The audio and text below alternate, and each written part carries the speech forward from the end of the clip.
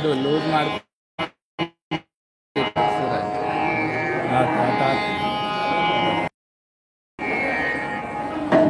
ಇಷ್ಟಿಲ್ಲ ಅವ್ರು ಮಾತಾಡೋದು ಇಷ್ಟು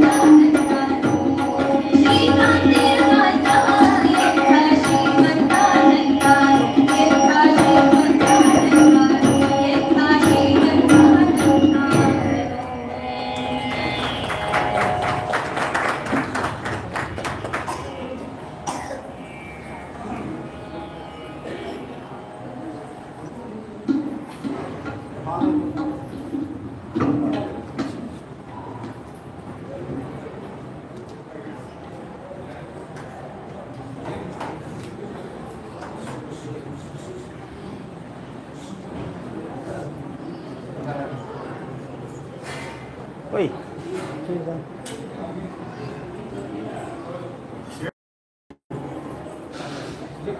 ಶ್ರೀರಾಮ್ ಇಲ್ಲಿವರೆಗೆ ರಕ್ಷಾ ಅವರಿಂದ ಸಂಗೀತ ಸೇವೆಯನ್ನು ನಾವೆಲ್ಲರೂ ಆರಿಸಿದ್ದು ಅವರಿಗೆ ಚೈತನ್ಯ ಆಶ್ರಮದ ಪರವಾಗಿ ಸರ್ವ ಸದಸ್ಯರ ಪರವಾಗಿ ಕೃತಜ್ಞತೆಯನ್ನು ಅರ್ಪಿಸ್ತಾ ಧನ್ಯವಾದವನ್ನು ಅರ್ಪಿಸ್ತಾ ಅದೇ ರೀತಿಯಾಗಿ ತಬಲಾ ಸಾಧನೆಯಂತ ಶ್ರೀ ಉಮೇಶ್ ಅವರು ಕೂಡ ಧನ್ಯವಾದವನ್ನು ಅರ್ಪಿಸ್ತಾ ಈಗ ಸಭಾ ಕಾರ್ಯಕ್ರಮ ಪ್ರಾರಂಭ ಆಗ್ತದೆ. ದಯವಿಟ್ಟು ಎಲ್ಲರೂ ಈಗ ಸದ್ಯದಲ್ಲಿ ಗುರುಗಳ ಪ್ರವಚನ ಪ್ರಾರಂಭ ಆಗ್ತದೆ. ದಯವಿಟ್ಟು ಎಲ್ಲ ಹೊರಗೆ ಕುತ್ಕೊಂಡು ಒಳಗೆ ಬರಬೇಕು.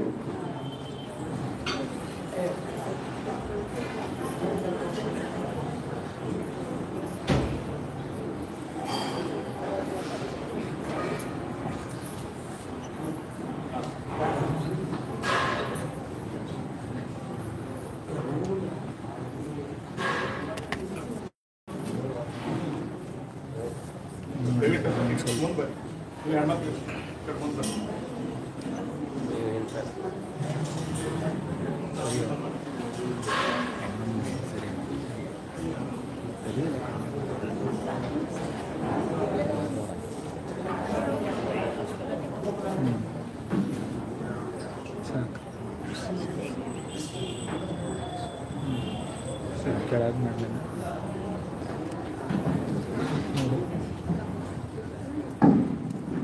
ಸಾಕ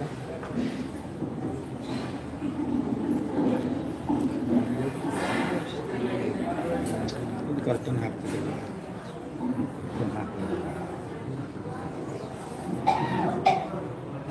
ಕಲಿ ಬರ್ತೈತೆ ಈ ಮುಂದೆ ಹೋಗ್ಲಾ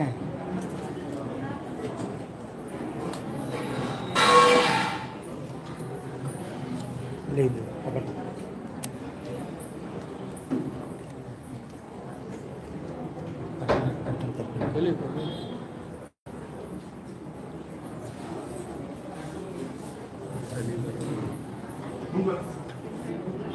అది చూసారు ఎంత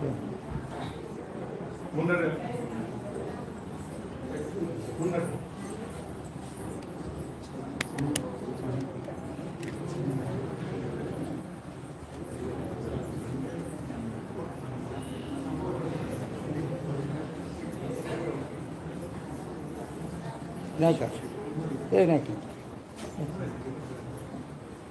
ಇಲ್ಲಿ ಬರ್ತದೆ.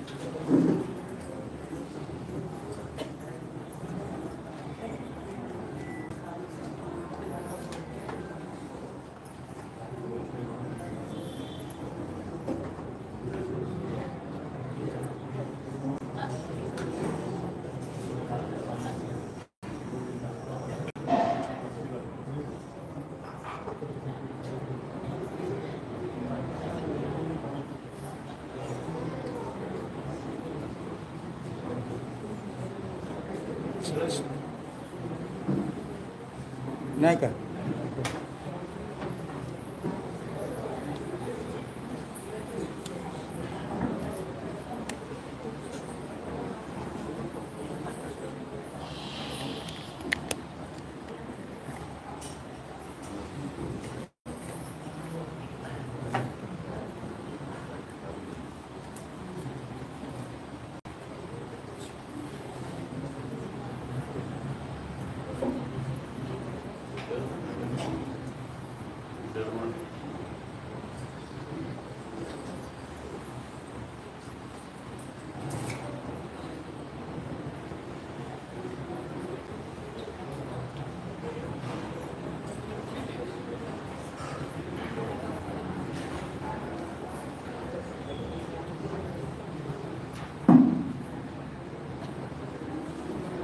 श्रीराम समर्थ। सदा सर्वदा योग दूधा पढ़ावा, तुझे कारणी वेद माता पढ़ावा, उपेक्षो नको गुणवंता रघुनायका मागणे चियाता। सद्गुरुनाथ महाराज की जय। जय जय रघुवीर समर्थ। श्रीराम समर्थ। गुरु ब्रह्मा गुरु विष्णु गुरुदेव महेश्वरा, गुरु साक्षात परब्रह्म तस्मै श्री गुरवे नमः। श्रीराम समर्थ। समर्थ सद्गुरु श्री ब्रह्म चैतन्य महाराजರ सद्गुरु श्री ಬ್ರಹ್ಮಾನಂದ ಮಹಾರಾಜರ ಅನುಗ್ರಹದಿಂದ ನಾವೆಲ್ಲರೂ ಇವತ್ತು ಸದ್ಗುರು ಶ್ರೀ ಬ್ರಹ್ಮಾನಂದ ಮಹಾರಾಜರ ಜಯಂತಿ ಉತ್ಸವದಲ್ಲಿ ಶ್ರೀ ಮಹಾರಾಜರ ಒಂದು ದಿವ್ಯ ಸಾನ್ನಿಧ್ಯದಲ್ಲಿ ನಾವೆಲ್ಲರೂ ಇವತ್ತು ಇಲ್ಲಿ ಸೇರಿದ್ದೇವೆ. ಇವತ್ತು ನಾವು ಮಹಾರಾಜರ ಒಂದು ಪರಿವಾರದವರು ಆಗಲಿಕ್ಕೆ ಮುಖ್ಯವಾದಂತ ಕಾರಣ ಯಾರು ಅಂದ್ರೆ ಸದ್ಗುರು ಶ್ರೀ ಬ್ರಹ್ಮಾನಂದ ಮಹಾರಾಜ. ಒಂದು ವೇಳೆ ಬ್ರಹ್ಮಾನಂದ ಮಹಾರಾಜರು ಇಲ್ಲಿ ಅವತಾರ ಆಗ್ತಿರ್ಲಿಲ್ಲ ಅಂತ ಅಂದಿದ್ರೆ ಕರ್ನಾಟಕದಲ್ಲಿ ನಮ್ಗೆ ಯಾರಿಗೂ ಬಹುಶಃ ಮಹಾರಾಜರ ಒಂದು ಸಂಪರ್ಕ ಸಿಗ್ತಿರ್ಲಿಲ್ಲ. ಬಹಳ ದೊಡ್ಡ ಉಪಕಾರ ಮಾಡಿದ್ರು ಬ್ರಹ್ಮಾನಂದ ಮಹಾರಾಜರು ಈ ಕರ್ನಾಟಕದ ಒಂದು ಭಕ್ತರ ಮೇಲೆ. ಆ ನಿಮಿತ್ತವಾಗಿ 1909ನೇ ಇಸ್ವಿ ಒಳಗೆ ಮಹಾರಾಜರು ಇಲ್ಲಿ ಬಂದಾಗ ಆ ಹುಬ್ಬಳ್ಳಿ ಅಲ್ಲಿ ಕಿಲ್ಲೇರೋಗಿ ದೇವಸ್ಥಾನದ ಅಲ್ಲಿ ರಾಮದೇವ ಪ್ರತಿಷ್ಠಾಪನೆ ಇತ್ತು. ಅವಾಗ ಬಂದಾಗ ಇಲ್ಲಿ ಮಹಾರಾಜನ ನಮ್ಮ ಹಿರಿಯರು ಗುರುಬಂಧುಗಳು ವೆಂಕಟಗೌಡ ಕಾಂಗೇರವರು ಒಂದು ವಿನಂತಿಯ ಮೇರೆಗೆ ಮಹಾರಾಜರು ಇಲ್ಲಿ ಬಂದರು. ಅವರ ವಿನಂತಿಯ ಮೇರೆಗೆ ಇಲ್ಲಿ ಪಾಲಿಕೆಗಳು ಪ್ರತಿಷ್ಠಾಪನಾ ಸ್ವತಃ ಮಹಾರಾಜರು ತಮ್ಮ ದಿವ್ಯ ಹಸ್ತದಿಂದಲೇ ಪ್ರತಿಷ್ಠಾಪನೆ ಮಾಡಿದರು. ನಂತರದಲ್ಲಿ 75 ವರ್ಷಗಳ ಕಾಲ ಅಷ್ಟೇ ಅದು ಅಲ್ಲಿ ಪೂಜೆ ಮಾಡಿಕೊಂಡು ಹೋಗ್ತಿದ್ರು. ಆದ್ರೆ ಹೊರಗಿನ ಜಗತ್ತಿಗೆ ಅದರ ಪ್ರಚಾರ ಇರಲಿಲ್ಲ. ನಂತರದಲ್ಲಿ ನಿಮಗೆಲ್ಲ ಗೊತ್ತದ ವಿಷಯ, ಅದು ಸಂದರ್ಭಾನುಸಾರವಾಗಿ ನಾ ಹೇಳ್ತಾ ಇದ್ದೆ. ಗುರುಗಳು 1984 ಜನವರಿ 26 ಬಂದು ಉಪಾಸನೆಯನ್ನ ಪ್ರಾರಂಭ ಮಾಡಿದ್ರು. ಅಲ್ಲಿಂದ ನಡೆದು ಬಂದಂತ ದಾರಿ ಬಹಳ ಗುರುಗಳು ಎಷ್ಟು ತಮ್ಮನ್ನ ತಾವು ತೊಡಗಿಸಿಕೊಂಡು ಇವತ್ತು ಈ ಶ್ರೀ ಕ್ಷೇತ್ರ ಆಗಿರೋ ಇವತ್ತು ಹೆಬ್ಬಳ್ಳಿ, ಇದಕ್ಕೆಲ್ಲ ಮೂಲ ಸಂಕಲ್ಪ ಯಾವ್ದಿತ್ತು ಅಂದ್ರೆ ಮಹಾರಾಜದಿತ್ತು, ಬ್ರಹ್ಮಾನಂದ ಮಹಾರಾಜದಿತ್ತು ಅಂತ ಹೇಳ್ಬೋದು. ಅವ್ರ ಸಂಕಲ್ಪದಿಂದನೇ ನಾವು ಮಹಾರಾಜ ಸಂಕಲ್ಪ ಅನ್ನೋದ್ರಿಂದ ಬ್ರಹ್ಮಾನಂದ ಮಹಾರಾಜ ಸಂಕಲ್ಪ ಅಂತ ಅನ್ಕೋಬಹುದು. ಯಾಕಂತಂದ್ರೆ ಬ್ರಹ್ಮಾನಂದ ಮಹಾರಾಜರಿಗೆ ಇಡೀ ಕರ್ನಾಟಕಾದ್ಯಂತ ಮಹಾರಾಜರ ಒಂದು ಸಂಪರ್ಕ ಎಲ್ಲರಿಗೂ ಬರಬೇಕು, ಅವ್ರ ತತ್ವಜ್ಞಾನ ಎಲ್ಲರಿಗೂ ತಿಳಿಬೇಕು, ಎಲ್ಲರೂ ನಾಮಸ್ಮರಣೆಗೆ ಹತ್ತಬೇಕು ಅನ್ನೋದು ಅವ್ರ ಸಂಕಲ್ಪ ಆಗಿದ್ದಂತೆ ಕಾಣಿಸ್ತದೆ. ಆ ಪ್ರಕಾರವಾಗಿ ನಾವು ಇಲ್ಲಿ ನಡೆದು ಬಂದ ದಾರಿಯನ್ನ ನೋಡಿದ ಗುರುಗಳು 84 ಜನವರಿ 26ರಿಂದ ನಡೆದು ಬಂದಂತ ನಾವು ದಾರಿಯನ್ನು ನೋಡಿದ ಅನೇಕ ಸಮಾಜದಲ್ಲಿ ಮಹಾರಾಜರ ಒಂದು ಕಾರ್ಯವನ್ನು ವಿಸ್ತೃತವನ್ನು ಹೆಂಗುಗೊಳಿಸಿದ್ರು ಅಂತ ನಾವು ಒಂದ್ಸರಿ ನೋಡಿದ್ರೆ ಹಿನ್ನೋಟವನ್ನು ನಾವು ನೋಡಿದ್ರೆ ನಮಗೆಲ್ಲ ಕಲ್ಪನಾ ಬರ್ತದೆ. ಮೊದಲಿಗೆ ನಾವೆಲ್ಲ ಇತ್ತೀಚೆಗೆ ಬಂದವರು, ಹಲವರು ಬಹಳಷ್ಟು ಜನ ಇದ್ದಾರೆ ಗುರುಗಳ ಜೊತೆಗೆ ಇದ್ದವರು. ಮಧ್ಯ ಸಣ್ಣದ ಒಂದು 4 ಗೋಡೆ ಮಧ್ಯದಲ್ಲಿ ಇರ್ತಕ್ಕಂಥ ಪಾರ್ಕೆ ಅಷ್ಟೇ ಸಣ್ಣ ಒಂದು ರೂಮ್ ಇದ್ದಂಗಿತ್ತು ಗರ್ಭಗುಡಿ. ಈಗ ಈ ಪ್ರಮಾಣದಲ್ಲಿ ಬೆಳೆದು ಅನೇಕ ಪ್ರಕಾರದ ಕಾರ್ಯಕ್ರಮವನ್ನು ಹಮ್ಮಿಕೊಂಡ್ರು. ಸಮಾಜದ ನಾಮಸ್ಮರಣೆ ಪ್ರಚಾರಕ್ಕಾಗಿ ಮನೆ ಮನೆಯೊಳಗೆ ನಾಮಸ್ಮರಣೆ, ಎಲ್ಲರೂ ಹುಬ್ಬಳ್ಳಿ ಧಾರವಾಡದವ್ರಿಗೆ ಅಂತೂ ಅವ್ರು ತಿಂಗಳಿಗೆ ಒಂದ್ಸರಿ ಬಂದು ಅಥವಾ ಪ್ರತಿ ಏಕಾದಶಿಗೆ ಒಂದು ಬಂದು ಇಲ್ಲಿ ಅಖಂಡ ನಾಮಸ್ಮರಣೆ ಮಾಡುವಂತದ್ದಾಗ್ಲಿ, ಮನೆ ಮನೆಯೊಳಗೆ ನಾಮಸ್ಮರಣೆ ಮಾಡುವಂತದ್ದಾಗ್ಲಿ, ಹೀಗೆಲ್ಲ ಅನೇಕ ಕಾರ್ಯಕ್ರಮ ಹಮ್ಮಿಕೊಂಡ್ರು. ಮತ್ತು ತೇರಾಕೋಟಿ ಸಂಕಲ್ಪಗಳನ್ನ ಅನೇಕ ಕಡೆಗಳಲ್ಲಿ ಮಾಡಿದ್ರು. ಪ್ರಪ್ರಥಮವಾಗಿ ನವಲಗುಂದದಿಂದ ತೇರಾಕೋಟಿ ಸಾಂಗತ ಪ್ರಾರಂಭ ಆಯಿತು. ಹುಬ್ಬಳ್ಳಿ, ಧಾರವಾಡ, ಹೊಸಪೇಟೆ, ಬೆಳಗಾವಿ, ಬೆಂಗಳೂರು ಅನೇಕ ಕಡೆಗಳಲ್ಲಿ ಈ ತೇರಾಕೋಟಿ ಸಾಂಗತ ಯಜ್ಞಗಳಾದವು.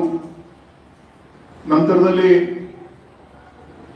ಚಿದಂಬರೇಶ್ವರ ಇದ್ರ ಜೊತೆಗೆ ಮಹಾರಾಜರ ಕಾರ್ಯ ಅಂದ್ರೆ ಇಲ್ಲಿ ದೇವಸ್ಥಾನಗಳ ಒಂದು ಜೀರ್ಣೋದ್ಧಾರ ಕಾರ್ಯ, ಚಿದಂಬರೇಶ್ವರ ದೇವಸ್ಥಾನ, ಅಲ್ಲಿ ಗೋಶಾಲೆ, ಅಲ್ಲಿ ಗೋಪಾಲಕೃಷ್ಣನ ಮಂದಿರ, ಸುಬ್ರಹ್ಮಣ್ಯನ ಮಂದಿರ, ಶನಿದೇವರ ಮಂದಿರ, ಈ ಕಡೆ ಗಣಪತಿ, ಉದ್ಭವ ಮಾರುತಿ, ರಾಮ ಮಂದಿರ, ದತ್ತಾತ್ರೇಯ ದೇವಸ್ಥಾನ, ಚಂದ್ರಲಾಪರಮೇಶ್ವರ ದೇವಸ್ಥಾನ, ಇವೆಲ್ಲವುಗಳು ಜೀರ್ಣೋದ್ಧಾರ. ಇದೆಲ್ಲ 84 ಮಂತ್ರದಲ್ಲಿ ನಡೆದಂತ ಇವು ಸೇವೆಗಳು. ಜೊತೆಗೆ ಭಕ್ತಿಗೆ 13 ದೇವಸ್ಥಾನಗಳನ್ನ ಬೇರೆ ಬೇರೆ ಊರುಗಳಲ್ಲಿ ಶ್ರೀ ಮಹಾರಾಜ ದೇವಸ್ಥಾನ ಆಗಬೇಕು, ಮಹಾರಾಜರ ಉಪಾಸನೆ ಆಗಬೇಕು. ಅದರ ಜೊತೆ ಈಗ ರಾಮನಾಮ ಲೇಖನದಂತೂ ಸಮಾಜದ ಒಂದು ಕ್ರಾಂತಿನೇ ಆಯಿತು ಅಂತ ಹೇಳ್ಬೋದು. ಒಂದು 100 ಕೋಟಿ ನಾಮಸ್ಮರಣೆ ಲಿಖಿತ ನಾಮ ಆಗ್ಬೇಕು ಅಂತ ಸಂಕಲ್ಪ ಇತ್ತು. ಆ ಪ್ರಕಾರ 150 ಕೋಟಿ ದಾಟಿಯಲ್ಲಿ ಇನ್ನೂ ಪುಸ್ತಕಗಳನ್ನು ತಗೊಂಡು ಹೋಗಿ ಬರೆದು ತಂದ್ಕೊಡ್ಲಿಕ್ಕಂತ ಜಗತ್ತಿನಲ್ಲಿ ಎಲ್ಲೂ ಇಲ್ಲ ಅಂತ ದೇವಸ್ಥಾನವನ್ನ ಕೇವಲ ರಾಮನಾಮ ಲೇಖನ ಬರೆದಂತ ಪುಸ್ತಕಗಳನ್ನ ಇಡೋದಕ್ಕಾಗಿ ಒಂದು ದೇವಸ್ಥಾನ 4-5 ಕೋಟಿ ರೂಪಾಯಿ ಖರ್ಚು ಮಾಡಿ ಇಲ್ಲಿ ಆ ದೇವಸ್ಥಾನವನ್ನ ಈಗ ಕಟ್ಲಿಕ್ಕಂತ. ಚಿದಂಬರೇಶ್ವರ ದೇವಸ್ಥಾನ ಪಕ್ಕಕ್ಕೆ ನೀವೆಲ್ಲ ನೋಡ್ರಿ 4 ಅಂತಸ್ತಿದ್ದು, ಈಗ ಅದು ಶಿಖರಗಳ ನಿರ್ಮಾಣ ಆಗ್ಬೇಕು. ಇದು ಬಹಳಷ್ಟು ಕೆಲಸದ ಜೊತೆಗೆ ದೊಡ್ಡ ಪಾದಕ ಮಂದಿರ, ಮಹಾರಾಜರು 9 ಅಡಿ ಉದ್ದ ಅಂತ ಪಾದಕೆಗಳು ನಾವು ಸಾಧಾರಣವಾಗಿ ಅಷ್ಟು ದೊಡ್ಡ ಪಾದಕೆಗಳ ಮಂದಿರ ನಾವು ಎಲ್ಲಿ ನೋಡಿಲ್ಲ. ಅಲ್ಲಿ ಅದು ಆಗಿರುತ್ತೆ. ಕರೆಮನ್ಕಟ್ಟಿ ಹತ್ರ ಪುಷ್ಕರಣಿ ನವಗ್ರಹ ಮಂದಿರಗಳಾಗ್ಲಿಕ್ಕತ್ತಾವ. ಇಲ್ಲಿ ಶಂಭುಲಿಂಗ ದೇವಸ್ಥಾನ ಜೀರ್ಣೋದ್ಧಾರ, ಧಾರವಾಡದಲ್ಲಿ ಮಂದಿರ, ಬೆಳಗಾವಿ, ಹುಬ್ಬಳ್ಳಿ, ಹೊಸಪೇಟೆ, ಹೈದರಾಬಾದ್, ಈ ಅನೇಕ ಊರುಗಳಲ್ಲಿ ಮಹಾರಾಜ ಮಂದಿರ ನಿರ್ಮಾಣ ಪ್ರಾರಂಭ ಆಗ್ತಾವ. ಜೊತೆಗೆ ಉಪಾಸನೆಯನ್ನು ಕೂಡ ಸಮಾಜದಲ್ಲಿ ಉಪಾಸನಾ ಕೇಂದ್ರ ಅಂತ ಮಾಡಿ 13 ಉಪಾಸನಾ ಕೇಂದ್ರಗಳನ್ನು ಮಾಡಿದ್ರು. ಮತ್ತು ಮನೆ ಮನೆಯಲ್ಲಿ ಹನುಮಾನ್ ಚಾಲಿಸ 11 ಕೋಟಿ ಹನುಮಾನ್ ಚಾಲಿಸ ಸಂಕಲ್ಪ ಮಾಡಿದ್ರು. ಆ ಪ್ರಕಾರ ಅವೆಲ್ಲ ಹಾಕೋತ ಬಂದು ಗುರುಗಳ ವಿಚಾರದಲ್ಲಿ ಪ್ರತಿ ಕ್ಷಣಕ್ಕೂ ಸಮಾಜಕ್ಕೆ ಮಹಾರಾಜನ ಹೆಂಗಾದ್ರೂ ಮಾಡಿ ಸಮಾಜವನ್ನು ತಂದು ಮಹಾರಾಜರ ಪಾದಕ್ಕೆ ಹಾಕ್ಬೇಕು. ಅದು ಒಂದೇ ಕಳ್ರಿ, ಅದು ಒಂದೇ ಗಡಬಡ. ಹೀಗಾಗಿ ಅನೇಕ ಅವ್ರ ಕ್ಷಣಕ್ಕೂ ವಿಚಾರಗಳು ಬರ್ತಿರ್ತಾವು. ವಿಪರ್ಯಾಸ ಅಂತಂದ್ರೆ ಅವರ ವಿಚಾರಗಳಿಗೆ ಅವ್ರ ಸ್ಪೀಡ್ ನಮಗ್ ಹೋಗ್ಲಿಕ್ಕೆ ಆಗೋದು, ನಮಗಾಗೋದು. ಒಂದು ಕ್ಷಣ ನಾ ಏನ್ ಮಾಡೇನು ಏನ್ ಬಿಟ್ಟೇನು ಸಮಾಜ ವಿಚಾರ. ಮಹಾರಾಜರು ಸೇವಾರ್ಥತೆಗಳು ಮಾಡ್ಲಿಕ್ಕೆ ಮಹಾರಾಜರು ಪತ್ರಿಕೆ ಹಾಕ್ಬೇಕೆಲ್ಲ ಕ್ಷಣಕ್ಕೆ ವಿಚಾರ ಹಗಲಿಲ್ಲ ರಾತ್ರಿ ಯಾವಾಗ ಏನ್ ವಿಚಾರ ಬರ್ತೋ ತಕ್ಷಣ ಹೇಳೇ ಬರ್ತಾ ಇದು ಮಾಡೋದಂತ. ಆದ್ರೆ ಅವ್ರ ಸ್ಪೀಡ್ ನಮಗೆ ಹೋಗ್ಲಿಕ್ಕಾಗ ಅದ ಒಂದು ದುಃಖ. ನಾವೆಲ್ಲರೂ ಇದೆಲ್ಲ ನಾವು ನೋಡಿದಾಗ ಏನನ್ಸ್ತಂದ್ರೆ, ಯಾವತ್ ಬ್ರಹ್ಮಾನಂದ ಮಹಾರಾಜ್ ಕರ್ನಾಟಕ ಕರ್ಕೊಂಡ್ ಬಂದ್ರು ಅವತ್ತ ಅವ್ರು ಸಂಕಲ್ಪ ಮಾಡ್ಬೇಕು, ಇಲ್ಲಿ ಮಹಾರಾಜ್ ಬೆಳಿಬೇಕು ಈ ಪ್ರಕಾರವಾಗಿ. ಅವರ ಒಂದು ಈ ಲೀಲೆಯಲ್ಲಿ ಅನ್ಬೋದು, ಅವರ ಒಂದು ಸಂಕಲ್ಪದಲ್ಲಿ ನಮ್ದು ಒಂದು ಪಾತ್ರ ಅದ.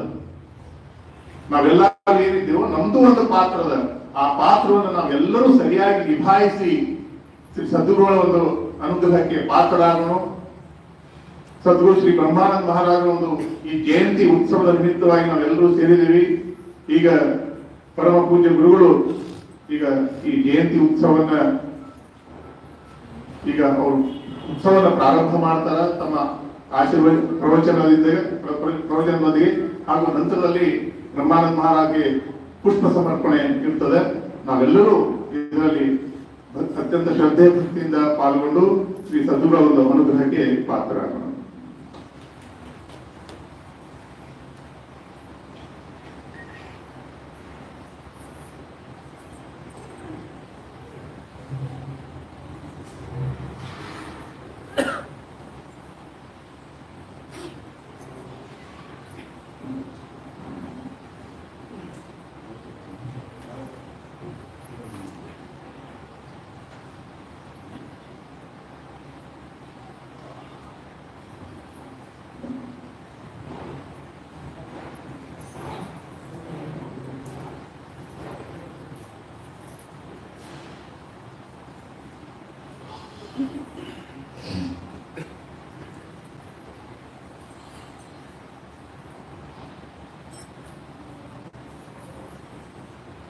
ವಿದೇಹಾಪರಿ ತಾಲೂಕು ಪ್ರಪಂಚ ಮುಕ್ಷು ಜನಾಲಾಗಿ ಅಧ್ಯಾತ್ಮ ಸತ್ಯ ಕರೋಮಿ ಬಹುಲೋಕದೇ ಮೇಳವೀತಿ ನಮಸ್ಕಾರದ ಬ್ರಹ್ಮಜೈತನ್ಯ ಸದ್ಗುರುನಾಥ ಮಹಾರಾಜ್ ಜೈ ಜೈ.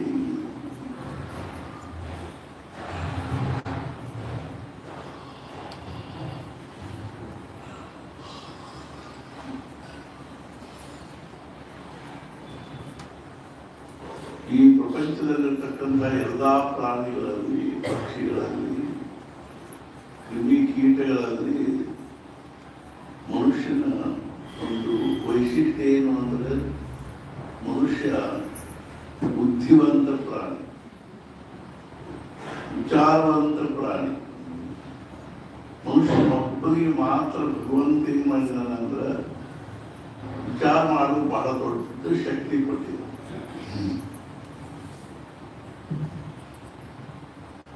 ಉಳಿದ ಯಾವ ಪ್ರಾಣಿಗಳಲ್ಲೂ ಇಷ್ಟೊಂದು ವಿಚಾರ ಮಾಡೋದೇನಿಲ್ಲ ಅಂದ್ರೆ ಅವುಗಳ ರಚನಾದಲ್ಲೇ ಇಲ್ಲ.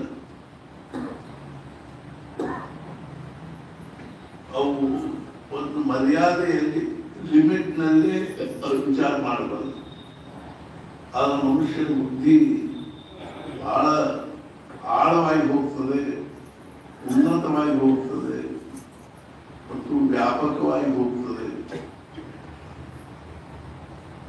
ಆದ್ರೆ ಮಹಾರಾಜ್ ಹೇಳ್ತಿದ್ರೆ ಏನು ಅಂದ್ರೆ, ಬುದ್ಧಿಯನ್ನು ದುಧಾರ ತಲವಾರ, ಎರಡೂ ಕಡೆಗೆ ಧಾರೆ ಇರತಕ್ಕಂಥ ಕಣ್ಣಿರ್ತದೆ. ನೀವು ಅಸ್ಲಾಗ ಅದನ್ನ ಪಡಿತೀರೋ, ಅಸ್ಲಾಗಿಂದ ಅದೇನಾಗ್ತದಂದ್ರೆ ನಾಶ.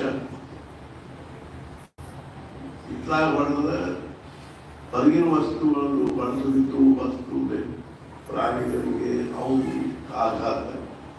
ಹಿಂಗೆ ಹೊಡ್ಕೊಂಡ್ವಿ ಅಂದ್ರೆ ನಮ್ದು ಆಘಾತ. ಆದ್ರೆ ಸಾಮಾನ್ಯವಾಗಿ ನಾವು ನೋಡ್ಲಿಕ್ಕೆ ನಮ್ಮ ದೇಶದಲ್ಲಿ ಸಹಸ್ರಾರು ವರ್ಷಗಳಿಂದ ಈ ಬುದ್ಧಿಯ ದಿಶಾ ಬೇರೆ.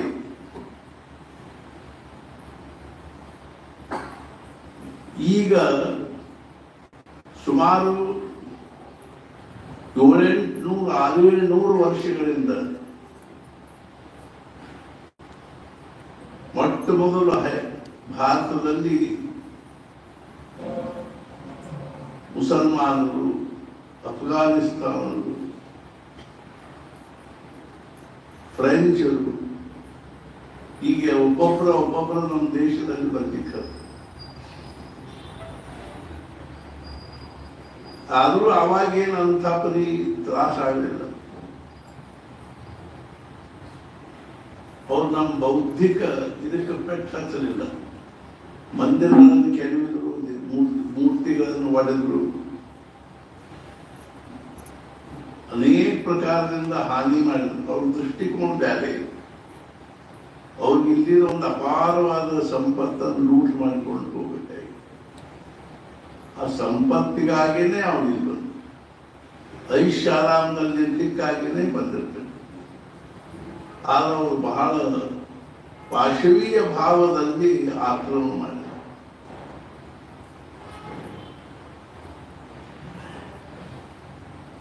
ಜಲಾಲುದ್ದೀನ್ ದಿಲ್ಲಿಯಲ್ಲಿ ಅವನು ರಾಜ ಇರುವಾಗ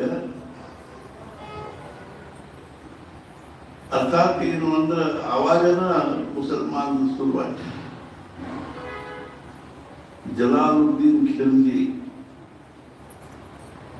ಅವಾಗನ ಅಲ್ಲಾವುದ್ದೀನ್ ಖಿಲ್ಜಿ ಭಾರತದಲ್ಲಿ ಬಂದ. ಮಹಾರಾಷ್ಟ್ರದಲ್ಲಿ ಬಹಳ ದೊಡ್ಡ ಆಕ್ರಮಣ ಆಯಿತು.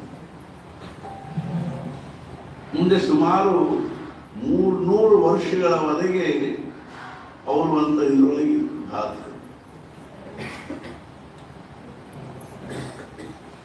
ಆಮೇಲೆ ಬ್ರಿಟಿಷರು ಬಂದರು. ಬ್ರಿಟಿಷರು ಬಹಳ ದೊಡ್ಡ ಭಾರತದ ಮೇಲೆ ಏನ್ ಮಾಡಿದ್ರು ಪರಿಣಾಮ ಮಾಡಿದ್ರು. ಭಾರತದ ಬೌದ್ಧಿಕ ಒಂದು ದಿಶಾನ ಬದಲು ಮಾಡಿ, ಶಿಕ್ಷಣದ ಪದ್ಧತಿಯನ್ನೇ ಬದಲು ಮಾಡಿ, ವಿಚಾರ ಮಾಡ್ತಕ್ಕಂಥ ದಿಶಾನ ಬದಲು ಮಾಡಿ, ಇಲ್ಲಿ ತಮ್ಮ ಅನುಕೂಲತೆಗಾಗಿ ಅವ್ರು ಏನ್ ಮಾಡಿದ್ರು, ಇಂಗ್ಲಿಷ್ ಕಲಿಸಿದ್ರು. ಇಂಗ್ಲಿಷ್ ಕಲ್ತವ್ರು ನಾವು ಕಾರ್ಕೂನ್ ಆಯ್ತು ಓದ್ತೀವಿ, ಇಂಗ್ಲಿಷ್ ಕಲ್ತವ್ರು ನಾವು ಇದು ಆಯ್ತು ಓದ್ತೀವಿ, ಅದು ಆಯ್ತು ಅಂದ ಕೂಡಲೇ ನಮ್ಮ ಭಾರತೀಯರಲ್ಲಿ ಇಂಗ್ಲಿಷ್ ಪ್ರವೃತ್ತಿ ಶುರುವಾದ. ಅದು ಇವತ್ತು ಈ ಮಟ್ಟಕ್ಕೆ ಬಂದು ನಿಂತದೆ.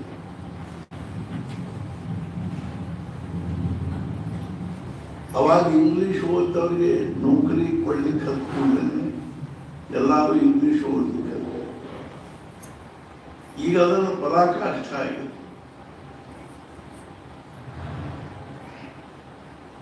ಆದ್ರೆ ನಮ್ಮ ದೇಶದಲ್ಲಿ ಈ ಎಲ್ಲ ವಿದ್ಯೆಗಳಿಗೆ ಅಂತ ಬಹಳ ದೊಡ್ಡ ಮಹತ್ವ ಇರಲಿಲ್ಲ. ವಿದ್ಯೆಯಲ್ಲಿ 2 ಪ್ರಕಾರ, ಶಿಕ್ಷಣದಲ್ಲಿ 2 ಪ್ರಕಾರ. ಒಂದು ಯಾವುದು ಅಂದ್ರೆ ಇವತ್ತು ಮುಂಜಾನೆ ಹೇಳಿದ್ರು ನಾವು, ಒಂದು ನಮ್ಮನ್ನ ಬಹಿರ್ಮುಖಗೊಳಿಸಿ ಹೊರಗಿನ ಜಗತ್ತಿನ ಕಡೆಗೆ ತಗೊಂಡು ಹೋಗ್ತಕ್ಕಂಥ ಶಿಕ್ಷಣ. ಇನ್ನೊಂದು ಶಿಕ್ಷಣ ಇಲ್ಲ, ನಮ್ಮನ್ನ ಅಂತರ್ಮುಖಗೊಳಿಸಿ ನಮ್ಮ ಅಂತರಂಗದಲ್ಲಿರ್ತಕ್ಕಂಥ ಆತ್ಮನವರಿಗೆ ಸಚ್ಚಿದಾನಂದ ಸ್ವರೂಪದ ಕಡೆಗೆ ತಗೊಂಡು ಹೋಗ್ತಕ್ಕಂಥ ಶಿಕ್ಷಣ. ಈ ಶಿಕ್ಷಣನ ನಮ್ಮ ಭಾರತದ ಒಂದು ಬಹಳ ದೊಡ್ಡ ಏನಾಗಿತ್ತು ಅಂದ್ರೆ ಮಹತ್ವದ ಶಿಕ್ಷಣ ಆಗಿತ್ತು. ವರ್ಣನೆ ಮಾಡೋದನ್ನು ನಾವು ಓದ್ತೀವಿ. ಆಗಿನ ಕಾಲದಲ್ಲಿ ಋಷಿ ಮುನಿಗಳ ಕಾಲದಲ್ಲಿ ಎಲ್ಲಿ ನೋಡಿದಲ್ಲಿ ಧೂಮ್ರ, ಯಜ್ಞ ಧೂಮ ಮ್ಯಾಲ ಹೋಗೋದು ಕಾಣಿಸ್ತಿತ್ತು. ಈಗ ಕಟ್ಟಿಗೆ ಹೊಗೆನೂ ಮ್ಯಾಲ ಹೋಗಲಿಲ್ಲಂಗದ. ಎಲ್ಲಾರ ಮ್ಯಾಗೂ ಪರ್ಷನ್ನು ಅವು ಇವು ಇರೋದ್ರಿಂದಾಗಿ ಎಲೆಕ್ಟ್ರಿಕ್ ಕಟ್ಟಿಗೆ ಹೊಗೆನೂ ಇರೋದಿಲ್ಲ. ಅದರೊಳಗೂ ಇವಾಗ ನಾವು ಕೇಳ್ತೀವಿ ಹೊಗೆ ಇಲ್ಲದ ಅಡಿಗೆ ಮನೆ. ಇದೆಲ್ಲ ಹಳ್ಳಿಯೊಳಗೆ ಮಂದಿ ಹೊಗೆ ಇಲ್ಲದ ಅಡಿಗೆ ಮನೆ ರಾಜಕಾರಣಿಗಳ ವಿಚಾರ ಅಂದ್ರೆ ಒಂದು ಸಿಲಿಂಡರ್ ಕೊಡ್ತೀವಿ, ಒಂದು ಪರ್ಷನ್ ಕೊಡ್ತೀವಿ. ಅರ್ಥಾತ್ ಏನು ಅಂದ್ರೆ ಶಿಕ್ಷಣದ ದಿಶಾ ನಿಧಾನವಾಗಿ ಬಹಿರ್ಮುಖ ಆಗುತ್ತೆ. ಬಹಿರ್ಮುಖ ಶಿಕ್ಷಣದಲ್ಲಿ ಬಹಳಷ್ಟು ಆಕರ್ಷಣೆ ಆಗುತ್ತೆ. ಅಲ್ಲಿ ನಮಗೇನಾಗ್ತೀವಿ ಅಂದ್ರೆ ನಮ್ಮ ಇಂದ್ರಿಯಗಳ ಮೂಲಕ ನಮ್ಮ ಮನಸ್ಸನ್ನ ರಮಿಸುವಂತ ಸುಖಗೊಳಿಸುವಂತ ಒಂದು ವಸ್ತುಗಳ ಒಂದು ನಿರ್ಮಾಣ ಆಗಲಿಕ್ಕೆ. ಹೀಗಾಗಿ ನಾವು ಬಹಿರ್ಮುಖತೆಗೆ ಬಹಳ ಮಹತ್ವ ಕೊಟ್ಟಿರುತ್ತೇವೆ. ಆದ್ರೆ ಜೀವನದ ಯಾವುದೂ ಪ್ರಶ್ನೆ ಇಲ್ಲದಲ್ಲ ಈ ಬಹಿರ್ಮುಖ ಶಿಕ್ಷಣದಿಂದ ಬಗೆಹರಿತೀವಿ. ಈ ನಾವು ಎಷ್ಟ ಈ ಹೊರಗಿನ ಪ್ರಪಂಚದ ಶಿಕ್ಷಣ, ಲೌಕಿಕ ಶಿಕ್ಷಣ ಪಡ್ಕೊಳ್ಳಿ, ಅದೆಲ್ಲ ಅಪೂರ್ಣನೇ ಇರ್ತದೆ. ಅದರಲ್ಲಿ ಪರಿಪೂರ್ಣತೆಯ ಭಾವ ನಮಗ ಅನುಭವ ಬರುವುದಿಲ್ಲ. ನಾನು ಇದೊಂದು ಕಲಿತೆ, ನಾನು ಮುಗೀತು, ನಾನು ಜೀವನದೊಳಗೆ ಪರಮ ಶಾಂತಿಯನ್ನು ಹೊಂದಿದೆ, ಸಮಾಧಾನ ಹೊಂದಿದೆ ಅನ್ನುವಂಥ ಭಾವ ಇದೆ. ಬೇಕಾದಷ್ಟು ಕಲ್ತಿರ್ತಾರೆ, ಬಹಳ ದೊಡ್ಡ ನೌಕರಿ ಮಾಡ್ತಿರ್ತಾರೆ. ರಿಟೈರ್ ಆದ್ರು ಅಂದ್ರೆ ಅವ್ರಿಗೆ ಅನಿಸ್ತದೆ ನಾನು ಸಂಪೂರ್ಣವಾಗಿ ಏನೂ ನನ್ನ ಅಸ್ತಿತ್ವನೇ ಇಲ್ಲ ಅನಿಸುವಂತ. ಒಂದು ವೇಳೆ ಅವ್ರು ಕಲಿತದ್ದು ಅವರಿಗೆ ಕೊನೆಯವರೆಗೂ ಸಮಾಧಾನ ಕೊಡುವಂತದ್ದಾಗಿದ್ರೆ ಅದು ನಿಜವಾದ ಶಿಕ್ಷಣ, ಅದು ನಿಜವಾದ ವಿದ್ಯೆ. ರಿಟೈರ್ ಆದ್ರು ಅಂದ್ರೆ ಮನ್ಯಾಗ ಸಹಿತ ಯಾರು ಕೇಳುದು, ಅವ್ನು DC ಆಗಿರ್ಲಿ, PC ಆಗಿರ್ಲಿ, ಏನದೇ ಆಗಿರ್ಲಿ, ಅವನ ಶಿಕ್ಷಣದ್ದೇನೂ ಉಪಯೋಗ ಆಗುವುದು, ಅವನ ಅಧಿಕಾರದ್ದೇನೂ ಸಂಬಂಧ ಬರುವುದು. ಇವತ್ತಿನ ನಮ್ಮ ಹುಡುಗರು ಕಲಿತಕ್ಕಂಥ ಶಿಕ್ಷಣದ ನಮ್ಮ ಪ್ರಪಂಚದಲ್ಲಿ ಕೌಟುಂಬಿಕ ಜೀವನದಲ್ಲಿ ಅದರದ್ದೇನೂ ಉಪಯೋಗ. ನಾವು BA ಆಗಿರ್ಲಿ, MS ಆಗಿರ್ಲಿ, ದೊಡ್ಡ ಇಂಜಿನಿಯರ್ ಆಗಿರ್ಲಿ, ವಕೀಲ ಆಗಿರ್ಲಿ, ಡಾಕ್ಟರ್ ಆಗಿರ್ಲಿ, ಡಾಕ್ಟರ್ ಇನ್ನೂ ಸ್ವಲ್ಪ ಚಲೋ, ಮನ್ಯಾಗ ಯಾರಿಗಾರ ಗಡ್ಡು ಗಿಡ್ಡು ಬಿದ್ದು ಯಾರು ಹುಡುಗಿಯಲ್ಲಿ ಕೊಡ್ತಾರೆ. ಇವು ಇಂಜಿನಿಯರ್ಗಳು ಏನ್ ಮಾಡ್ಬೇಕು? ಮನ್ಯಾಗ ಹಾರ್ಡ್ವೇರು, ಸಾಫ್ಟ್ವೇರ್ ಇಂಜಿನಿಯರ್ಗಳು ಮನ್ಯಾಗ ಏನ್ ಮಾಡೋದು? ಕಸ ಹೊಡಲಿಕ್ಕೆ ಬರಂಗಿಲ್ಲ, ಒಂದು ಚಹಾ ಮಾಡ್ಲಿಕ್ಕೆ ಬರಂಗಿಲ್ಲ, ಒಂದು ಚೆನ್ನಾಗೇನು ಪಲ್ಯ ಮಾಡ್ಲಿಕ್ಕೆ ಬರಂಗಿಲ್ಲ. ಮುಂಜಾನೆ ಸಂಜೆ ತನಕ ಅವ್ರು ಲ್ಯಾಪ್ಟಾಪ್ ಹಿಡ್ಕೊಂಡು ಕೂಡ್ಬಿಟ್ರೆ